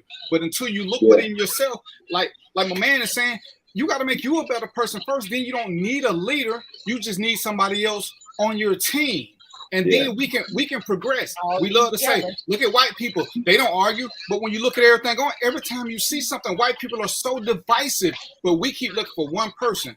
When Obama stepped up, who was the first people to start dragging Obama? We were, because he didn't lower child support, he didn't do stuff for black people because we didn't understand the system. We have to get grassroots leaders and go what they go. Fani Willis getting grief because why? Because she's going after people with a baseline. As long as she's going after blacks, don't nobody care. But if she's going after blacks who got a baseline, it's a problem. And I tell people, look at what these dudes do in their videos. They committing crimes and putting it on display, and they think ain't nobody don't say nothing. Because why? Because black people are gullible. Oh, that's just the video. Oh, that's just this. Most of the stuff they doing, we've all seen. We saw what R. Kelly did we saw what he did on tape. Everybody was appalled by it. But as soon as he got convicted, everybody was like, why y'all doing him? We see this. So what do we need a leader for? If we already got the wrong mindset, who's going to teach us right from wrong if we already promoting wrongness? And the problem with trying to get everybody on one accord is that we are all different. We all have I know you've heard the saying before, there's more than one way to skin a cat. So we don't all have to be on one accord following this one path. There's many different paths to get to the same location. And not to mention that not only is there a bunch of different paths to get to the same location, but there's many different problems to attack. So why do I have to be on accord with you and in this issue when I'm over here thinking about this issue? You're a black man. You're going to think about issues that affect black men. I'm a black woman. I'm thinking about issues that affect black women. I don't have to think about the same thing that you think, or at least I don't have to focus on it and then be on the same accord with you while I'm ignoring what's going on over here. We can't all be on one accord at the same time and attacking this huge ass monster. There's so many different things, so many different points that we need to come from. We can't all be, if we're all on one accord, then okay, so we attacking from the left side while we attacking from the left side, they over here messing us up at the right. We need somebody at the left, at the right, at the top, at the bottom, northeast, southwest. You know what I mean? We need somebody everywhere. So we can't all be on one accord because there's so many things to do. As long as we get to the same place, that's what matters at the end of the day, not being on one accord. So how was Dr. King so effective? How was he so white people? He what? Because he appealed to the white people. What you mean by that? He appealed to the white people. He Go ahead. I'm sorry, babe. Go ahead. No, go ahead. He did what niggas won't do. When he got a chance to meet with the president, he didn't say, I don't want to meet with this racist. He went and met with him and got something done. Too many of us colored people want to just keep talking to people who can't change shit, and we ain't gonna never get nothing done. We got mad at Kanye, but Kanye and Kim went and got black people released under 45, who we know is a racist. But everybody else, I would have never met with him. Right, because you don't really want change. You just want to be out front. We got to stop thinking that the 5 of us are the only ones that can make change. Right now, between the 6 of us on this show, can't none one of us change the law. Can't none one of us. But if we all get together and try to change one law, if we fail, guess what? That single point of failure going to cause all of us to be dejected.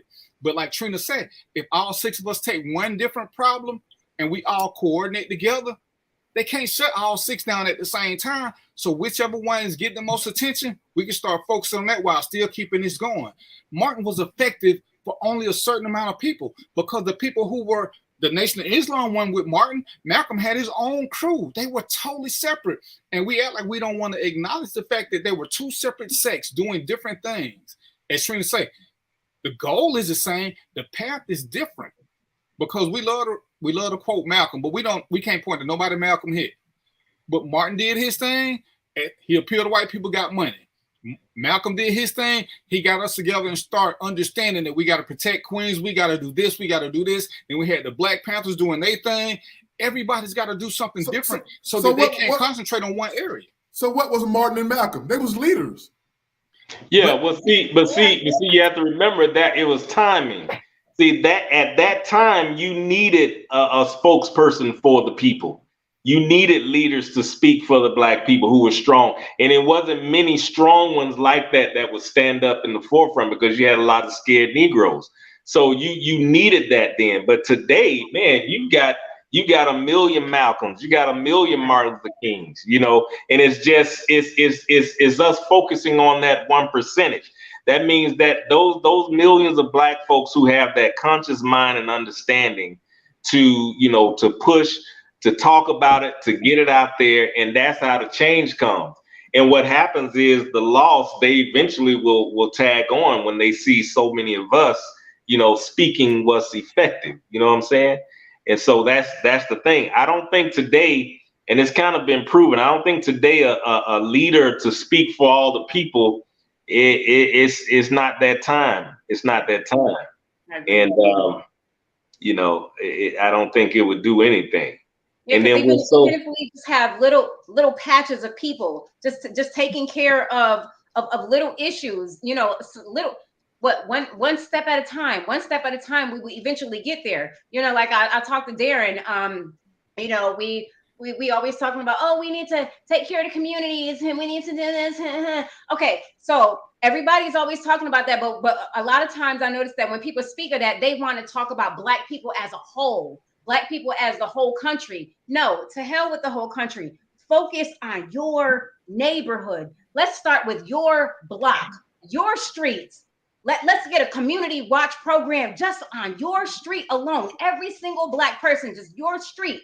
Why are Black people so comfortable with committing crimes on your street? Because you ain't doing nothing. You and your neighbors ain't doing nothing. If you and your neighbors on your block clamp down and be like, look, y'all not gonna commit crime over here, and then they do it over on the block next to us, and so on and so forth, then guess what we get to do? We get to kind of govern our own, so to speak. We don't even necessarily have to call the cops so much because people already know, oh, damn, we can't go in that neighborhood and we can't do this. The same way we know that when we drive in certain areas, it's like, oh my gosh, slow down in Cobb County or whatever county, because the cops over here don't play. When they come over here on where we live, they need to know, no, they don't play over there. They will call the cops. They will do this. Why don't we just take care of our own neighborhoods? And then as a whole, collectively, we done took care of the whole Black community without even realizing it. We don't all need to be like trying to take care of all of America. Just focus on your block, the block next door or next to you or whatever. Just focus on our own.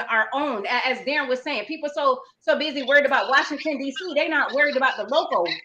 Focus on your local. And then when everybody is doing it, bam. Right, you got to perfect the small things first, and you can keep going bigger. But when you're trying to take over something big, something that hits you, you're gonna fail at it because you don't understand it. But how do franchises start? They start with one little store, they get it down, then they go to another store. Then they don't just come up with like, hey, we made Grace Pizza, let's open up 25 stores. Black people have got to learn that same thing. What Robert is good at, Robert, you be the leader of this. What Kirsten is good at, you lead that. What Dante is good, everybody take their own specialty, and then we come together as a collective, and we can share information, and we don't need one leader, like I say, because we don't have one agenda. What's more important? People talk about, oh, I want my school loan paid off. How is that important to our people? I think we should have more access to mental health, but that ain't important to everybody. The principal want better school stuff. That ain't important to everybody. We all got to take different paths to get there, and it's going to take a bunch of different people, because trying to give one person 35 things, they're going to prioritize. They're going to be like, well, why Trina didn't put my thing first? See, I ain't messing with her, because that's how we are. Unless she drop a song with a funky bass line, then we're like, okay, we're going to go with Trina no matter what she say. Because we're so gullible.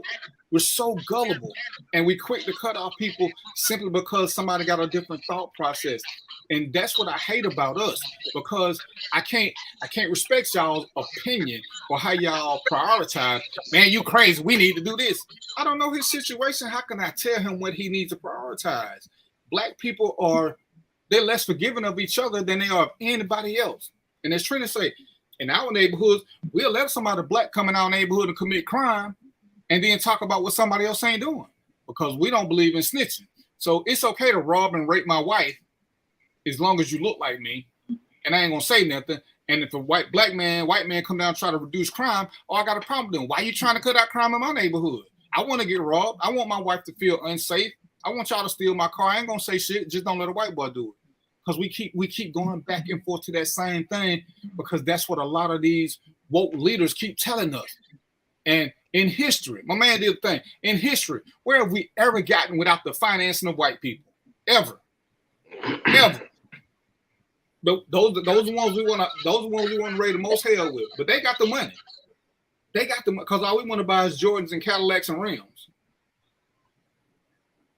Go ahead. And to add on to what DP said, I think the most important thing, like what we should solely be focused on, well, a lot of us, is our mental health, because to even conquer us in this country, this business or corporation, whatever, they had to conquer our mental health first. So you had to strip us away from everything we knew, everything, our own power, and put certain things into our lives, like make us sleep with each other, our family, like all kind of stuff was done during the enslavement of the people. And so that took a great, like, a lot of people are still operating within that mindset today, and that's the main problem. But I think now it's coming around. We are learning, some of us, but that's the main thing. Like, a lot of us need to heal mentally and to deal with traumas. Like, your traumas and things are passed on through your DNA. So you're dealing with stuff that your grandma deal with, your great grandma deal with, things like that. Like, you go through those things or have like certain thoughts and remember certain things. And until that is healed, that'll keep going on through generations. Like, this have been proven through science. And we got to really get back to our deeper ancestry, not just doing enslavement, but before slavery. Like, that's very important. A lot of us don't know that we're the most ancient people. A lot of people still walking around here thinking that you came from something else, and you don't know that everything came from you. Once we start to understand and understand that connection we have to this realm, to this earth, and all that, then we start to heal everything within us. And I think a lot of these problems will be solved. Like, we will start to easily find a solution, because you have a direct connection to the cosmos. You sit right there and pray, and you meditate to listen for the answer. Everything you need will come to you, and everything happens in divine timing. Like, we got to stop being victims or playing victim and start understanding that everything happens for us, for our growth, for our evolution. And so once we change our mindset and really understand who we are as a people, all us on this panel look alike. When you understand who you are, like, then everything starts to change. Everything. Yeah, that's on point, and I talk about a lot of that too in the book. But you're dead on point. One of the biggest problems that we have is the fact that we're the only nationality of people who don't have a culture to return to. And the reason for that is because we have been conditioned to shun away Africa or anything African related. I mean, you have Black folks that say, I ain't from Africa. I don't want nothing to do with Africa. I don't need to go and see Africa. And that has been taught to us to have that divide against a country that we all came from. And the thing is, with us being taken from over there and stripped of our culture, we're the only ones who have adopted and taken on a culture that was never ours. Every foreigner that comes over here, they bring their culture with them. They bring it with them. And that is why they do so well, because their mind hasn't been packed with other ideals. They come fresh with what they know, what they've been taught, their traditions. And what we have is what's been given to us. We do still have some remnants of our culture, though. However, like even down to hoodoo, that comes from Africa. That stems from Africa. We do have remnants of our culture. The music, the drums, the bass. That's Africa. Of course. That's all Yeah. Africa. But yes. even with all of the getting in touch with your roots, and it's like that's great. It helps you to have like a better self-esteem, I guess. But at the end of the day, even when you get to that, like, okay, I know who I am, I know where I come from, where my people come from. Okay, back to the issue at hand, because we're still in America, we still live here, we still have problems in America, we still need to tackle these issues, regardless of where we came from and our ancient history and all the other stuff. That's all great. I'm not saying don't do it. I did my little research and all the other good stuff too, but that don't take care of the problems here at home. That it don't. So it helps mentally, which is what you were saying, Kirsten. It helps us, I guess, not feel so lost. It helps us not feel so lost. It gives us a sense of belonging, because we know where we came from. But then once this, like, okay, great. Now back to the issue at hand, because I live in America and we still need to take care of our issues in America. Unless you want to go back there or go there, not back, because you ain't been there. So unless you want to go there and tackle that, we still have to get back to our American issues. Because at the end of the day, even though we are African descent, we are still Americans. We are still Americans. Yeah. And let me say this. A lot of us are Native American as well. Being that at what point even pre all this, the whole landmass was called Africa. So we originated all over, even before that. And once you understand it, then you start to use those tools. We have very powerful tools, which you can learn how to manipulate things around you. Like you can learn how to take care of those issues. That's what I'm saying. When you understand that, you use that power and the tools and the things that you know to conquer. Like that's part of the solution. That you use that as part of the solution. So that takes care of crime in your neighborhood? It can, like, well, in your house, you can do things to protect your house. You mean like the spiritual stuff, right? Yeah, and when but outside of your home, like I get what you're saying, and like I understand what you're saying, that for the whole spiritual mental thing. But we don't only live in our homes. It's not only the things in our homes that affect us, it's the things that are outside of our home that affect how our quality of life outside of our home. Those are the things that, you know, getting in touch with I'm not going to say it doesn't help, but we still need to we need to be able to have the ability to do both, you know, to get in touch with our roots, our, you know, some of us are Native American. Do you know that there, then we still have to take care. I'm sorry. Okay, I get that. Do you know that there are certain communities and neighborhoods that don't have crime at all because they are aware of the spiritual power and things? They do certain things where these things don't happen at all, and that's why it's that way too in some countries and other parts of the world. I don't doubt that. You know, it's like I'm not against it totally, but I also understand that not everybody is spiritual people. There are atheists out here, so to try to get them to latch onto some spiritual stuff, it's like, it's not going to happen. But the issues that we have are still relevant, whether they're spiritual or not. Spirituality ain't going to take care of everything. Other than that, we would have prayed our way out of slavery a long time ago. It wouldn't have lasted as long. We would have just prayed our way, woo, Jesus, and we would have been free of it. So. That's I know because everybody have their different a self thing, but there will always we just have kind of like different beliefs on how to tackle it, and that's exactly why I was saying that it makes no sense to try to get everybody on one accord, because everybody's got exactly. You know, you're going to go at it a spiritual way, and then, you know, the atheists or whatever, they're going to go at it a more physical, real world way, and so on and so forth. Because I don't discount what you say. I do believe what you say, and you know, also there will always there will never. I don't think there will ever be a world where crime doesn't exist. There never has. There will always have to be a balance, like the high vibration, low vibration, good, evil, whatever.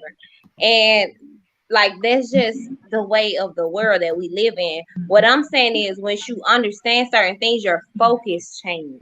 Like certain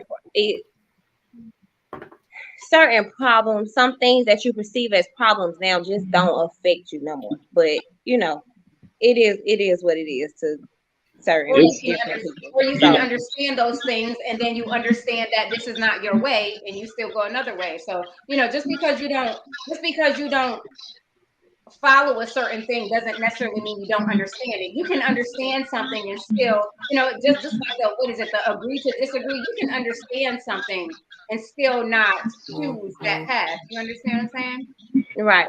Yeah, no, I agree. I know everybody like not gonna agree. That's the beauty of this panel. Like, I love that. It is. And I was speaking more of on a practical basis, and you touched on something. No, the reason that we stayed in slavery so long was because we no longer had what we got from Africa. That's why we stayed in slavery, because we had taken on what they gave us to use in order to operate, in order to live, to think, pray. All of that was given to us during slavery, and that was where the true shackles was, in our mind. Right. And so what I'm saying is, because we have a mindset, so many of us have a mindset here now that don't want to get in touch at all with our African side.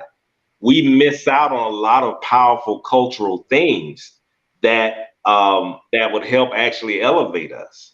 You know, there are a lot of cultures over here that are so independent because they don't have American doctrine, they have their doctrine. Yeah. If you go down on Buford Highway and look at the Asian community and their own banks, their own grocery stores, food that they're shipping from those countries over here, they're independent of America. All they're benefiting off of are the resources, the benefits, the financial benefits. But as far as living and thinking, they have their own because they weren't abducted and had that snatched away from them. So that's all I'm saying. It makes us a better people with strength and moving forward and methodology by being able to get in touch with where we truly come from.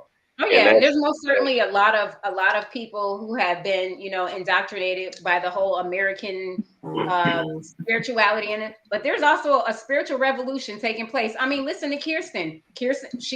You can tell she ain't no Christian that's doing by what the white people done told her. She is not. She is not. There are lots of black. I come from a Christian background, though. I did. And you may be, but there's something more to you. It ain't just no Christian background with no white Jesus. You know a lot more than just that. And there's a lot of people, especially black women, who are getting more in touch with that ancient African spirituality. Yeah. Okay, y'all. Well, look, y'all. We 6 minutes past 9 o'clock. We normally try to go 2 hours. We normally try to go 2 hours in this thing. We have the part of the show where we do the part and comments. And whatever you want to say, your part and comments, it's up to you to say what you want to say. I'm going to part first tonight. No, you ain't going to part first tonight. We're going to let the guests go first tonight. You say everybody family, that means he's not no guest. He's like, I'm family now. This is the first time on the show. We're going to give him the honor, so you know what I'm saying? Give it his part. I'll keep it short. Dante, we first of all, man, we appreciate you coming on and sharing the book, man. I mean, we normally don't go past 9, but there's a lot of good stuff to talk about. Okay. We had some good speakers on. We got Trina in the house. You know what I'm saying? She got better insight than her husband. So, well, anyway, man, you go ahead, go first, man. I appreciate all of you guys. I appreciate all of you guys. I got some really good feedback. I really enjoyed it. I appreciate y'all inviting me on the show. And yeah, just please, go out and get the book, share it, let other people know. There's no garbage or trash in the book. It's a great book. It's great content. It's very healthy. And always remember, just because you don't believe it doesn't mean it's not true. And I talk strongly about beliefs and the difference of beliefs and myths and what beliefs truly means. It's a lot of really enlightening things in the book. A lot of things you already know, a lot of things you may not know. But I encourage you to please get it. It's a positive piece of material to have in your home. And I greatly, again, appreciate this opportunity. And that's it for me. All right, brother. Again, man, we appreciate you coming on, man. I'm going to go get the book. I'm not a big reader, you know what I'm saying? But I'll try to get through it, you know what I'm saying? Well, I got big subtitles. I know what I can do. I can get the audio version. Yeah. I'll get the audio version, man. I didn't do chapters. I did subtitles, so you can flip through and see something you might be interested in and go from there. Yeah. Cool. Yeah. Again, man, this is one of my classmates, y'all. Dante Charles. Hey, man, look, you still sing, man? Give me one of them Barrett White. I still do a little bit, man. Give me a little bit of that Barrett White, man. Come on, man. What you want me to sing, man? Hey, man, whatever you want to sing, man. Give me a little Barrett White. I want give me some practice with your preacher, something like that. You know what I'm saying? I guess you're wondering where I've been. Search to find a love within. I came back to let you know, got a thing for you, and I won't let go. Y'all know y'all gotta go get that book now, man. Hey, appreciate it, brother. All right, man. Appreciate it. Enjoy it. You making me jealous. I got to hit me up on stage, man. You know what I'm saying? We'll chop it up, man. All right, man. Appreciate it, All bro. right. All right. All right, Paul, come in. Who next? You going next, Ann? Okay. Yeah, I'm gonna go ahead. I just want to say I completely enjoyed you guys per usual. Tonight was an absolute great night. Everybody looks beautiful. I hope the remainder of your week was just as great as this last 2 hours. You guys enjoy and be blessed. All right, Miss Ann. Thank you. Same Talk here. to y'all later. Good night. Holler at your Good shot. night. I go next. Gotta get in the bed. Gotta get in the bed. You know. Yeah, my baby right here sleep on me. She been asleep the whole time. We finna go to bed. I enjoyed the show. Nice to meet you, Miss Trina. It was great conversing with you. I look forward to more conversations. As always, like, get back to who you are. Like, understand who you are, especially my women. Like, men, whatever.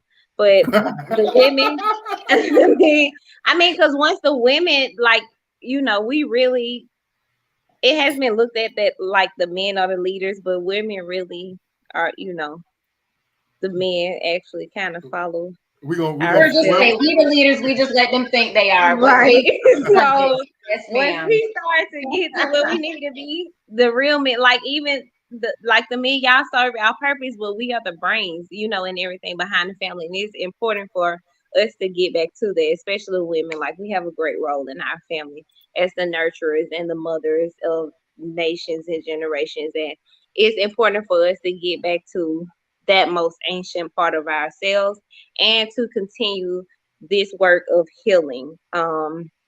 Once we do that, you heal yourself, you heal generations and nations.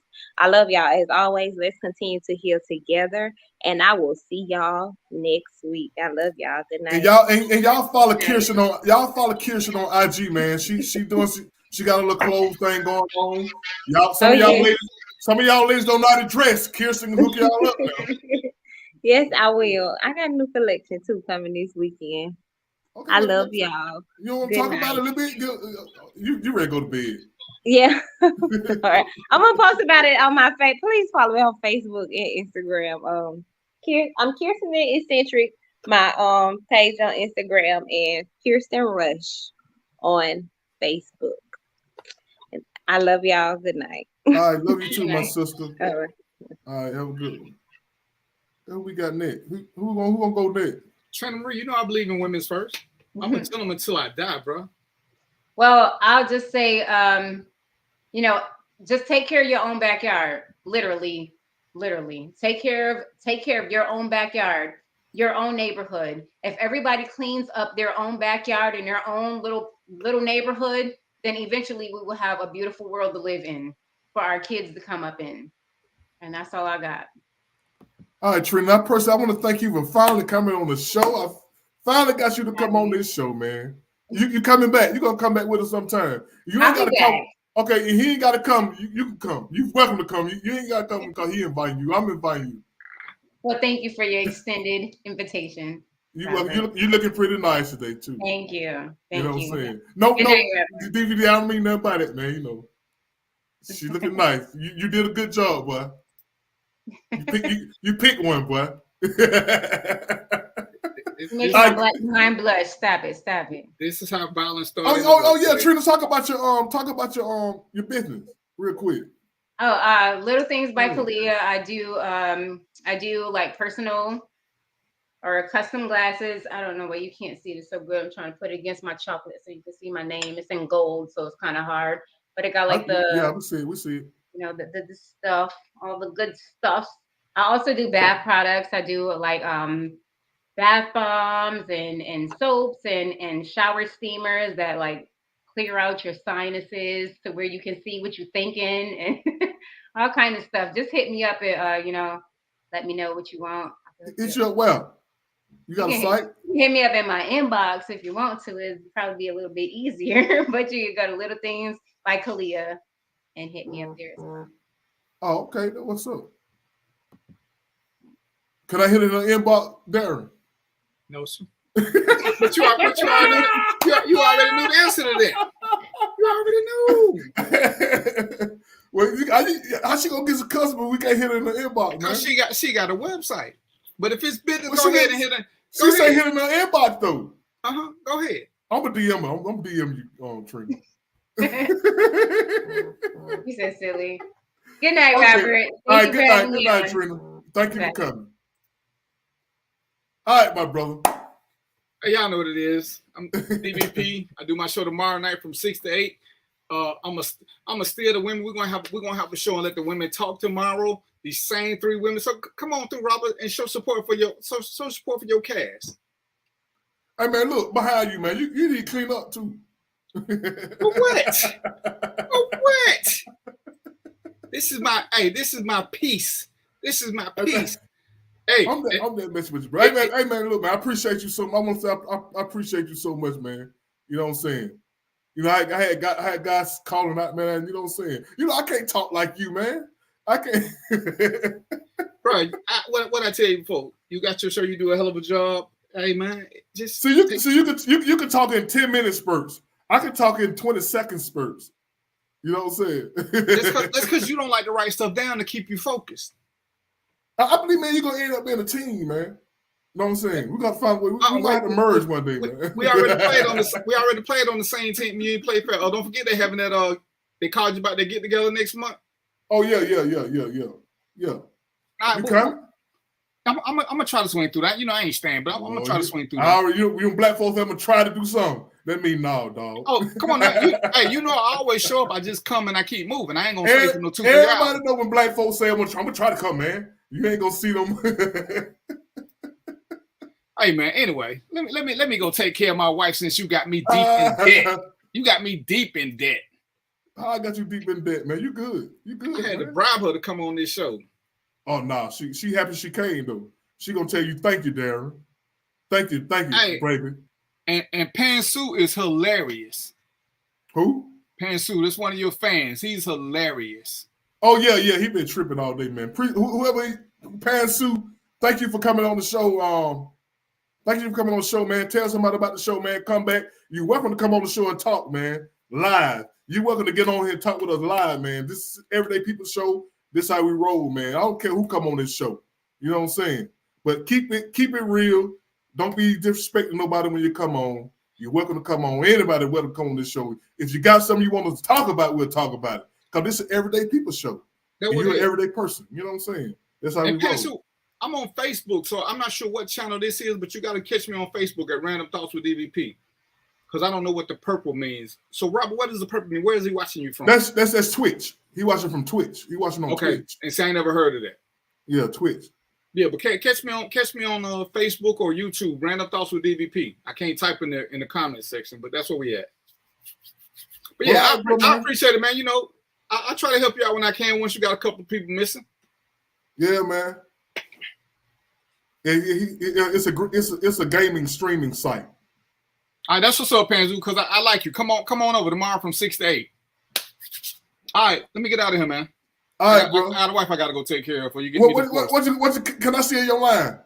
Peace, chicken grease. What's his name? No, peace, popcorn. Peace, popcorn. And chicken grease. And chicken grease. And you got to have a drink, man, so you can say, and we out. All right, but then you got an alcoholic beverage, man. I was drinking water today.